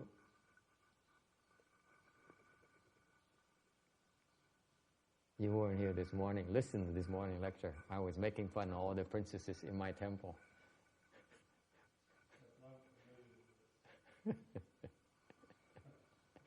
Yeah, Amy is not translating this anymore, I don't think.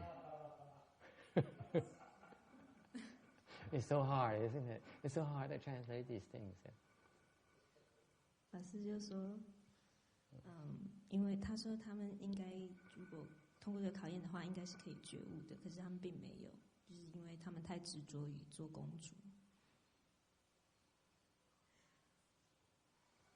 Any questions? Ai thắc mắc gì khác không? Okay, if no question, we can stop here and go back to our normal life. Go shopping. Không có hỏi thì mình trở về mình đi shopping nha. Oh, by the way, I wish I would like to ask you this. Like we have Jin Xiang here and Ru Jing here. Có mấy bà cụ đây. And I wish, they don't have any means of transportation. They depend on their children or people to ride, give them ride back and forth. So I'm asking you to ask to be nice to them. After lecture, instead of them having to ask their children to come to the temple to pick them up, like they're pretty close. They live close by. We can somehow offer to drive them back on our way home or something like that. It would be very nice to show an appreciation to their children. Okay? Is that possible? You don't have to translate in Chinese. I'm running out of time. Thành ra mình có mấy bà cụ đây mà bà cụ thành tâm muốn tới nghe pháp, nghe cái giảng kinh này nọ, thì buổi chiều sau khi giảng kinh rồi mình có thể cái gì trong đường về đó ghé chở cho mấy bà cụ về để khỏi làm phiền con cụ, cho họ đi chơi này cho tội họ. Okay? Được không? Is that possible? I think it seems like a logical thing to do, right? So don't. It's okay. It's on our way anyway. So we give you a ride back, and so it's not that really out of the place for it because they live so close anyway to here. Các bác sống ở gần nhà gần đây mà thành đâu có phiền phức gì đâu, dễ dàng lắm. Okay? All right.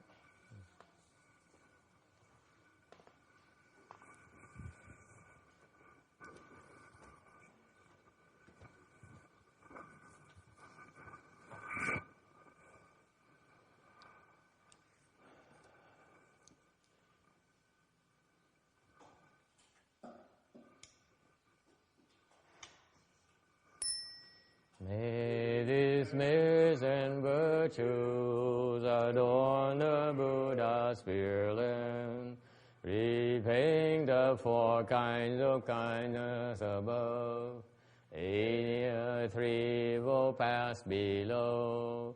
May those who see and hear all bring forth the body-mind. And where its retribution body is done, be all born a land of utmost bliss.